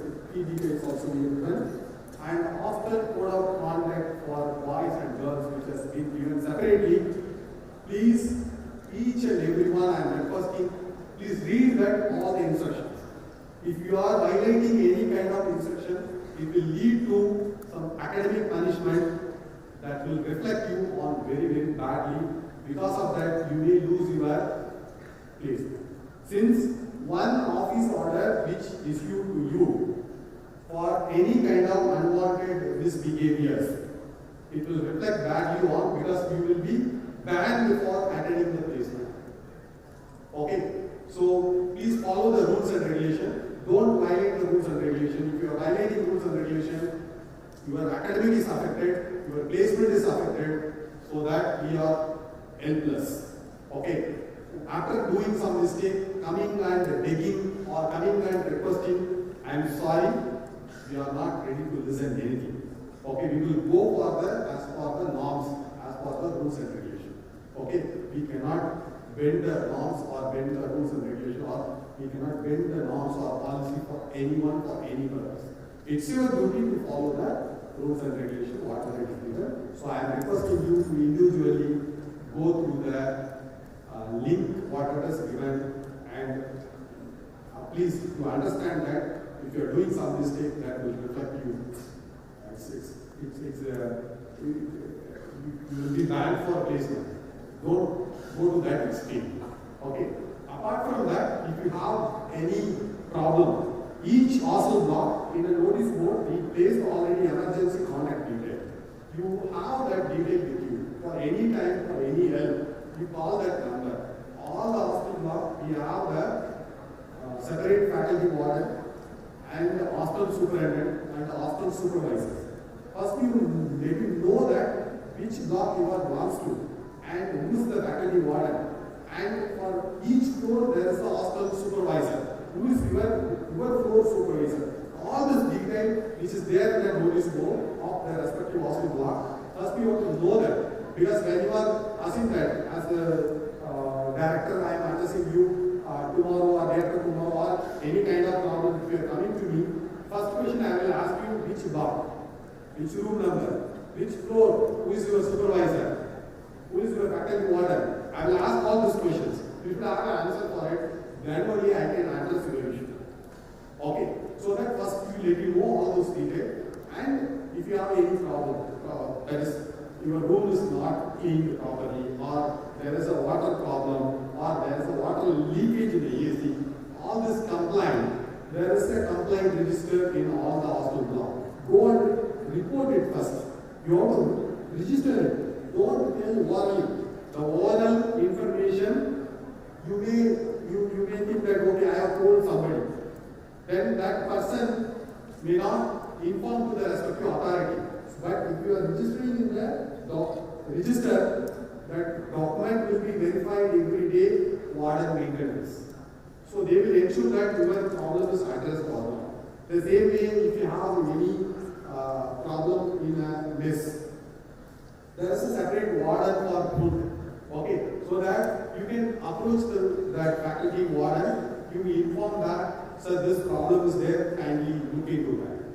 Okay, so the warden food will take care. The same way warden maintenance is there.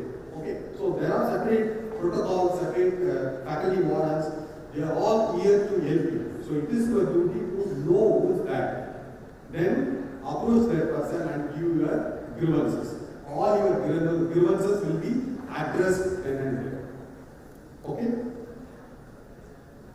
That's all from my side. Thank you for listening.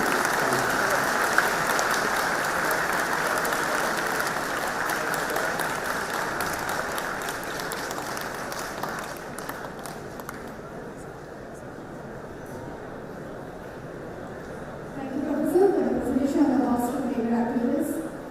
So definitely by this time you have understood that PAT is going to be a home away from you. Okay, coming to the last part, last and not the least, I am delighted to invite Dr. Rajeshekharan B, Director, Students Welfare, VIT Chennai, to give an overview of life at VIT Chennai.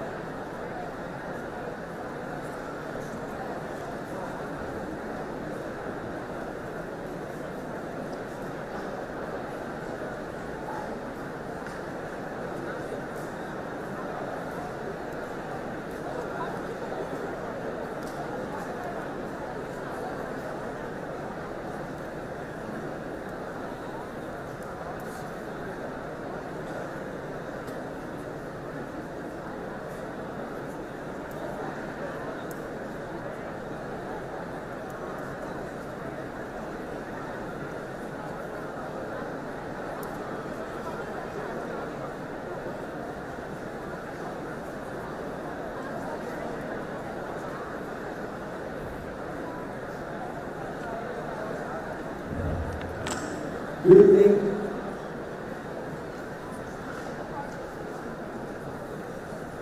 I say good evening. Is it the only energy? Good evening.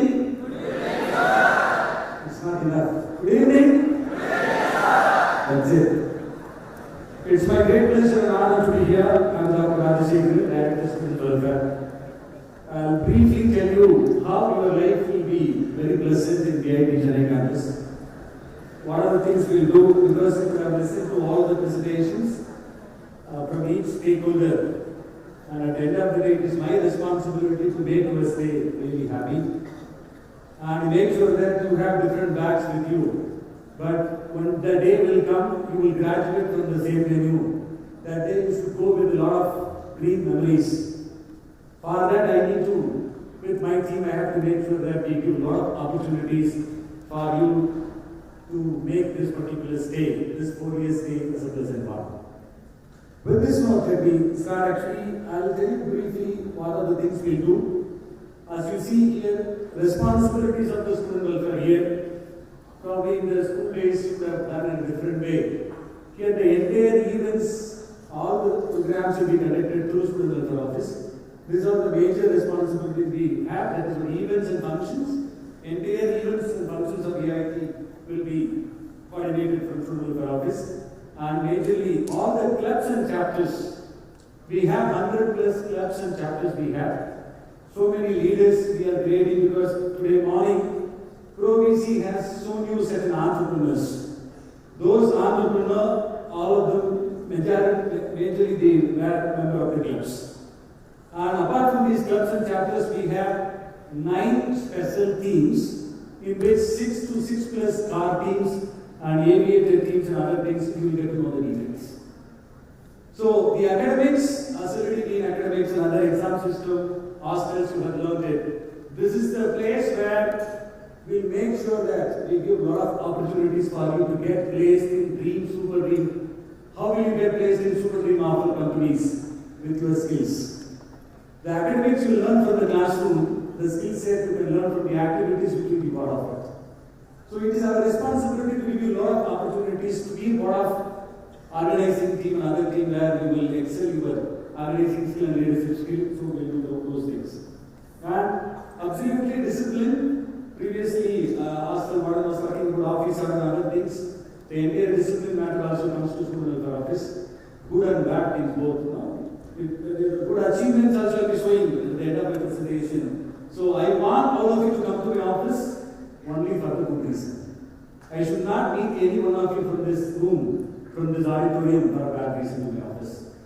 So you have to have a kind of responsibility that I used to tell all my students in the first class. You should have one conviction that you should not allow anybody from this campus to ask you questions unnecessarily, even including me. What does it mean? You will never evade from your responsibility. You will never do unnecessary things. So when you can make the people only ask you the question for the positive reason, already your stay is very good here. But in case when I come and ask you why you are doing this, that, then the thing is not. That's why you don't give me any opportunity to be anybody. That's what I told you. Anybody, I should not find out you, why are you here, what are you doing, nothing. I should always find out you for the good reason. With this conviction, all of you start this day. Because already morning, Vice President has given a wonderful talk where he mentioned about so many skills and what you are supposed to improve. So here, with this conviction, if you approach everything, it will be very fine. So discipline matter is a very serious issue, and in case you involve in it, it may definitely spoil many things. So make sure that you are not involved in anything. Separate discipline code of conduct will be explained to you in the third day presentation. But in general, what we expect, let me tell you only 3 things. Go to the class on time, wear ID card always, and make sure that you respect the teachers and you respect your seniors, and seniors also will respect you. And one important note, it's a ragging-free campus. Absolutely, we have never ever had ragging issues here.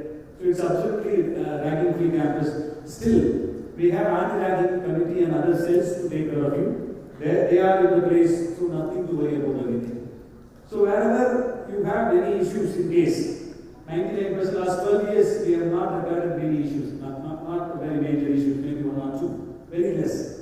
So you can have all your seniors will be very friendly, they will definitely take care of you. But still, in case any issues, you can always approach student welfare office. As well as we share you once your email is activated. Another important thing, please make sure all the circulars, all the communication here will come through mail only.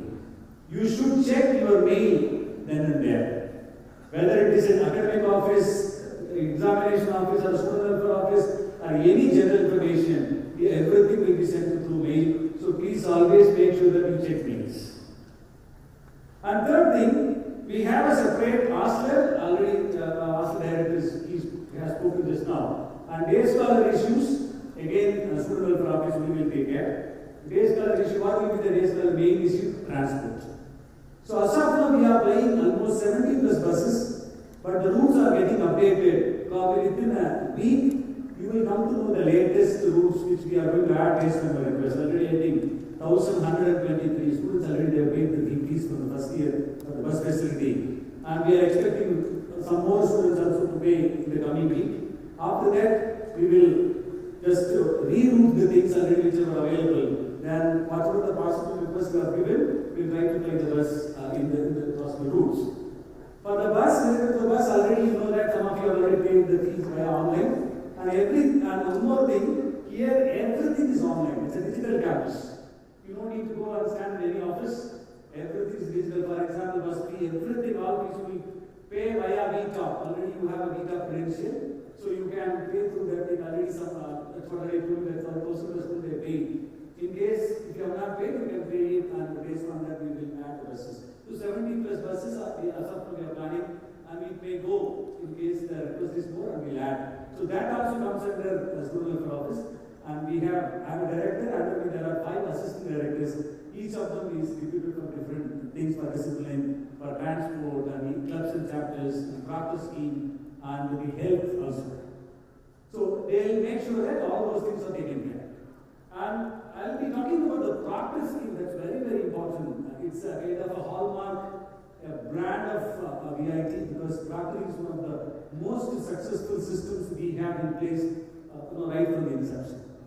And maybe your friends who have attended the proctor meeting today already in the other batches, you will be attending the proctor meeting tomorrow.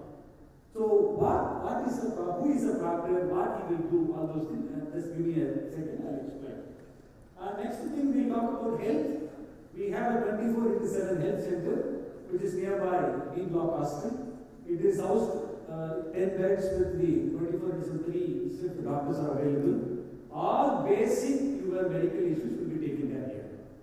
Only if there is a serious issue and you need more medical attention, immediately we have 3 ambulances that will take you immediately to the Chettinad Health City, which is just 10 kilometers away from here. So you need not worry about any health issues. We will take care 100%. So basic health problems, the in-house doctor will take care. In case you require a specialist attention, then you will be taken to the nearby hospital for Chettinad Health Center, and they will take care of the rest of the thing.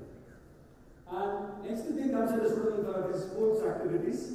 The entire sports activity, we have wonderful facilities for the sports. But today, due to the crowd, you see all the cars are parked in the grounds. One is cricket ground, another one is track and other things because of the crowd. But once this thing is over and every ground will be ready, and we have deputy physical director, assistant physical education director, and PTI physical training instructor, and all those people will be there to guide you.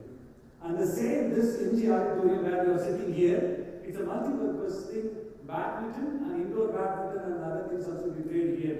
Normally, because you can see this hall is built for the multi-purpose. Once the event is over, and it will be used for the sport arenas. And all other grounds and facilities are in place, and there are special teams for all the games, the sport and games. And once you come the next week, after this orientation week, we'll start the sport trials. We'll select you for the cricket team and football team, all the teams. There will be a common announcement where you can come and participate. They'll select if you are a really good player, you can become selected for the university team. That is for the sports. So these are the overall picture of what we do. Let me clearly explain one by one. And this is the other important, beautiful thing. Your picture actually, within 10 days, today is 12th September, am I right? 23rd September, 24th and 25th September, Mega Fest, that is what in the first thing I mentioned, Techno VIP. In VIP, Chennai,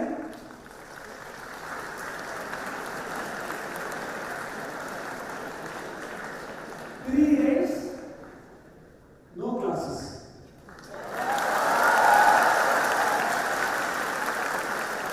Only for you to participate in all the events, hundreds of events will be there. Make sure that you test your skill in these events. Everything will be available. Once you go to the school next week onwards, you will come to know about what are the events. And another, we have a website, technovit.ac.in. Just check in our chennai.ac.in. That will be a flash, Technovit. You can go there and you can check everything in online. You can register. Further details, there will be a registration desk everywhere.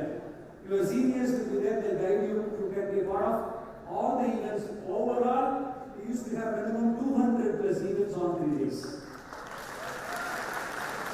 Already we have started, it is not only on those 3 days. Already events started, some of the events we have already completed, but even you can participate right from next week onwards also. And you will be provided on duty to attend certain events. What do you mean by on duty? On duty means when you got the class, if you are officially you are allowed to attend some event, your attendance will be taken care. That is what we call as on duty. Right from the morning, you are happy, yes. All the rupees are giving to you.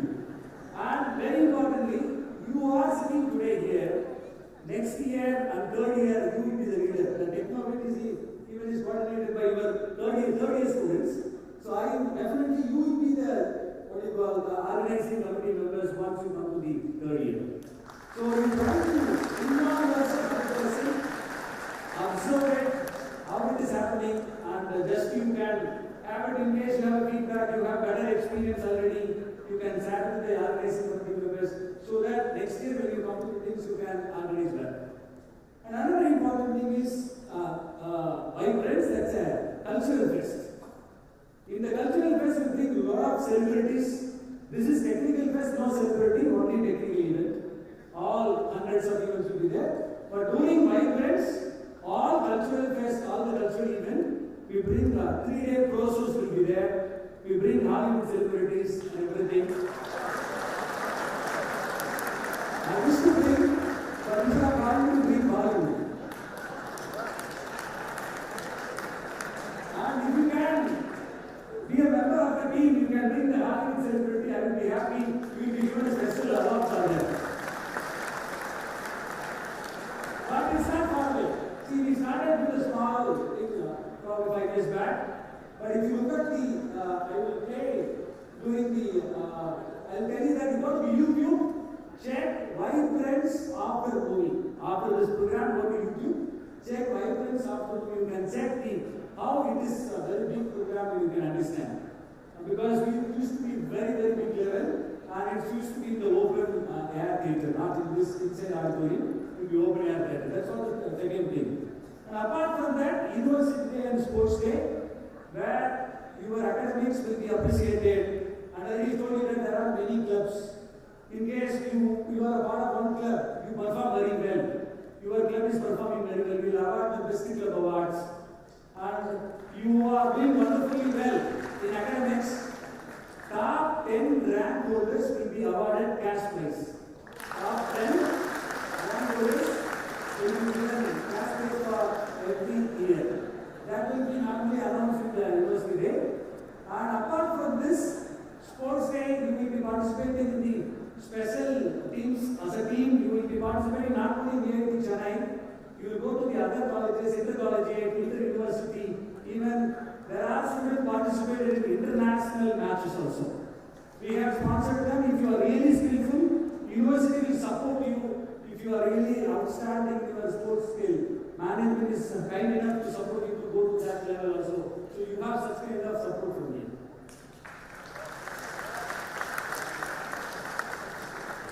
And next week, that is from Monday onwards, and if you are asked, day scholar also, if you want, you can stay back. Evening 5:30, from 6 o'clock onwards, there is a MBA amphitheater, the main building, which is, when the moment you go out of this hall, there is a building, that is the main building. Behind that, there is amphitheater. In that amphitheater, talent hunt. Whatever the talent you have, 1 week throughout the day, not throughout the day, evening 6 o'clock onwards, up to 7:30, we will host you. You can come and the committee will come and check your probably they will flow to the form. You can register for you. You are good at singing, dancing, mimicry, anything.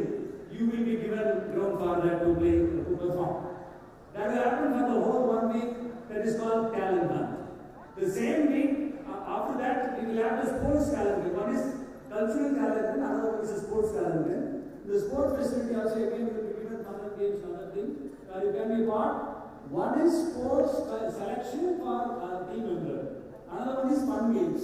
Even if you do not know anything, there will be certain activities will be there to conduct you to be part of the what you call a fun activity. That will be the next thing. And another, all national importance day, all what you call the entire other festivals, everything we celebrate. Recently we had what you call Vinayagar Chaturthi, we have Garba night, we have all the things, Holi, Lori, entire India is here. Entire Indian festivals you can see from every part of the thing, because there are associations for each state. We allow, because it's a multicultural environment, so we accept all the state festivals, we allow them to celebrate, so that you will come to know the entire other state custom, culture, heritage and everything. That also will be taken care. There are clubs, chapters will be there to conduct it. You can be part of it. For example, if you are from Telugu, and there is a Telugu Literary Festival will be there, and Telugu New Year will be celebrated. If you are from Tamil Nadu, Pongal will be celebrated in a very, very grand way. So this is the way we make sure that all the students are taken care based on their culture and heritage. So those events also we conduct in our office. And this one is a farewell day, that is for the final year students. Farewell and alumni day, all those things also will be hosted. That will be come in the last. And this is the student council. Very, very important thing. I know that within 15 days, some of you will become program representative. Once you get into the regular classroom, for every class, we will ask the student, we ask to select one program representative, we call it as PR. PRs, in turn, they will become eligible to the student council members. Student council is the apex body in the VIT, that is student body. They will represent your positive as well as whatever the feedback you give to us. They will come and talk to us. They will coordinate with student office. So for each program, we select one boy and girl as a student council member. The program is BTech Computer Science, then MTech and mechanical in that way we select. So they will be part of it. But first year you cannot become a student council member. Since you are a fresher, you can be a program representative. But program representative is the basic qualification to apply for a student council member in the second year. So there is a call. Make sure that you apply for that. What is the advantage of student council member? Obviously, you can add in your CV that you were a student council member in the final year. When you prepare a CV, you can mention that you are a student council member or a program representative. These are the credit for you to show your leadership skills. So this is the apex body where you will be able to represent your own problems, your own student, your friend's problem. So we will listen to that. Whatever the possible solution we can give to the respective department, we connect and we make sure that we give solution for it. These are the special teams. And the total clubs are 100 plus. I'll list all the clubs later, and it will be available on our website under Students Welfare tab. You can go and check all the clubs. And otherwise, I'll be sending mails also, you can check later. All the clubs, entire things will be there. And one more thing, in case you have a special request to start a club, that is also accepted. In case you have a special talent. For example, last week we got one request to start Malla Camp Club. Malakam is a sport where there will be only one single stick where they'll do different, like a gymnastic kind of thing. So that students, 10 students, they came to our office, they wanted to start that Malakam thing because they are professionally trained. They want to train the other student free of cost. So such way, in case you have some special talent, you can start your club, but first thing you need to have one student faculty coordinator. Whenever you come here, we'll ask you to bring one faculty coordinator. Faculty coordinator will generally assist you, help you to how to manage the program. So under their guidance, we will be conducting. So you can propose to start a new club also. These are the special teams. What the special team will do? Say for instance, we take road runners, VATC, Formula Electric, all these are car teams. And Team Technocrats is a robotic team. And Velociperator is a go-kart team. Team Aviators International is an aviation team. So each of them, they develop their own. For instance, car team, they develop their own car right from scratch. Nothing is given to them. Right from scratch, they develop entire thing they do. Most of the students who are part of the car team, especially the core department team, they'll get placed in a higher job, one of the best jobs in the core companies. Because of their real raw experience, what they have, whatever they study in your class, they'll directly apply. For instance, synth of material. How the synth of material can be applied to reduce the car weight, you know very well. The moment, the day by day, the car weight is being reduced. Why are the companies reducing the car weight? For fuel efficiency. Similarly, there are so many ideas, the student they apply immediately. These are the things, it's not for a passenger car, these are competition cars, so it will be used only for the competition purpose. So once you come, each team, each club, there will be shout-outs.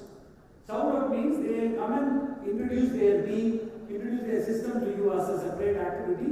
You will come to know the notice that you will be part of it in case you like it. You can go and join the team, and all those exact details, they will inform you in their orientation. Yeah, these are the, why do you want to be a member of a club? Obviously, I don't need to explain, these are the basic advantage. Apart from that, many people, many startups comes only because based on these chapter thing, because they get lots and lots of experience. Whereas in class you get to know completely very good at your academics, but in the extracurricular activity you come to know better leadership and other stuff. That will guide you to become an entrepreneur, as rightly pointed out by our vice president in the morning.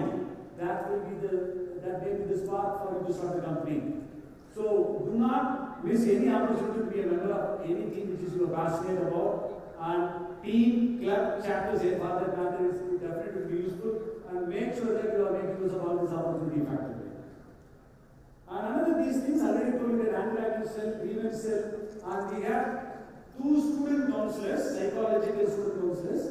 Their names will be available in everywhere. If you go to the academic blocks, for student counseling, please contact, there will be a number, mobile number. For anti-ragging complaint also, there will be a mobile number. You can make a note of it. In case anything directly, you can contact them. Those team will address your issue. For counseling, there is a separate one in-house counselor as well as one psychology teacher are available. You can go to their cabin for a personal counseling in case you have any issues. Even for a personal reason or anything, you can approach them, they will help you. They are available all the during the office hours. And other grievances, women grievances, general grievances are there. All these grievances, what you call special cells, email ID, or email IDs are available on our website. You can go and check, you can make out of it accordingly, you can, in case if there is any need, you can make use of it. Yeah, this is the last one. This is the what I told you, the proctor scheme. See, very simple, your proctor is for everything. All your problem will be handled by proctor. Proctor is a second parent for you in this campus. Even you don't need anybody. Any problem or a good reason, bad reason, first person you need to approach is your proctor number 1. Who is a proctor? Proctor is a professor, who is a teaching professor here. Under his proctorship, some student will be attached to him. For example, 25 students. And all those students leave approval and communicating to the parents or any other problems you have, you you can directly contact them. See, from today onwards, make a point.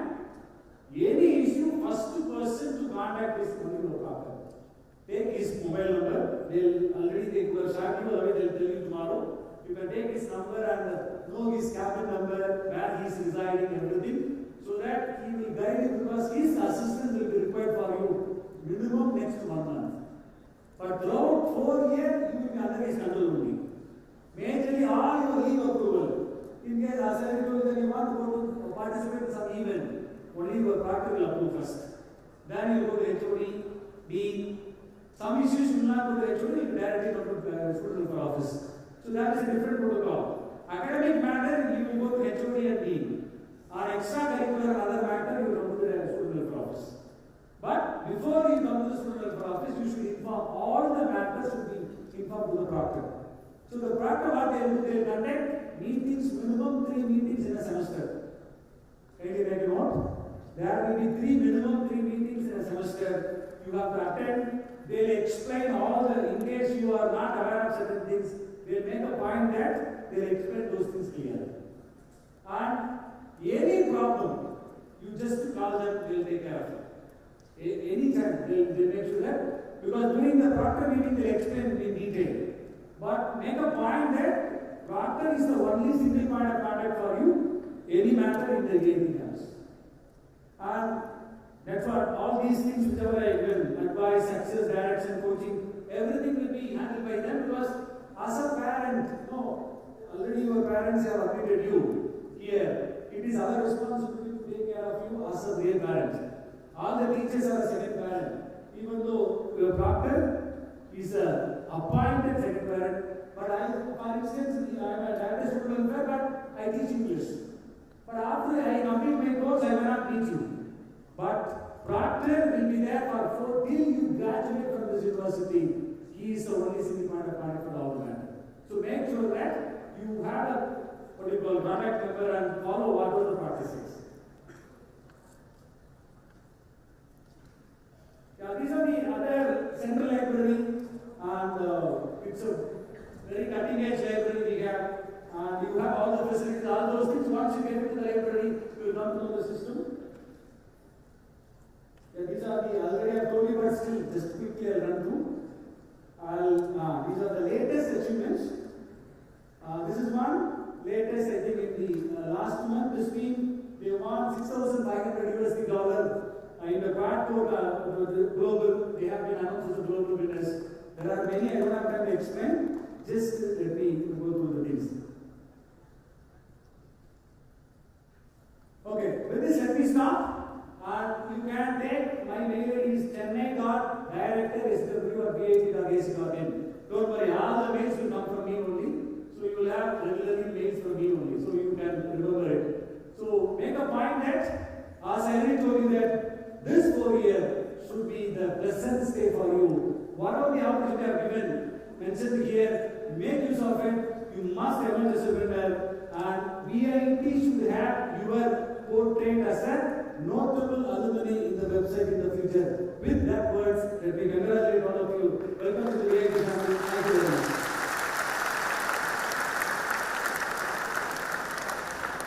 Thank you, Professor. And hope all of you have got a glimpse about how you are going to have a happy life at VIT. And not only that, it also adds happier life about why you pay attention in academics, excel in your examination. So we have come to the end of today's session, but before we break, so there are a few announcements.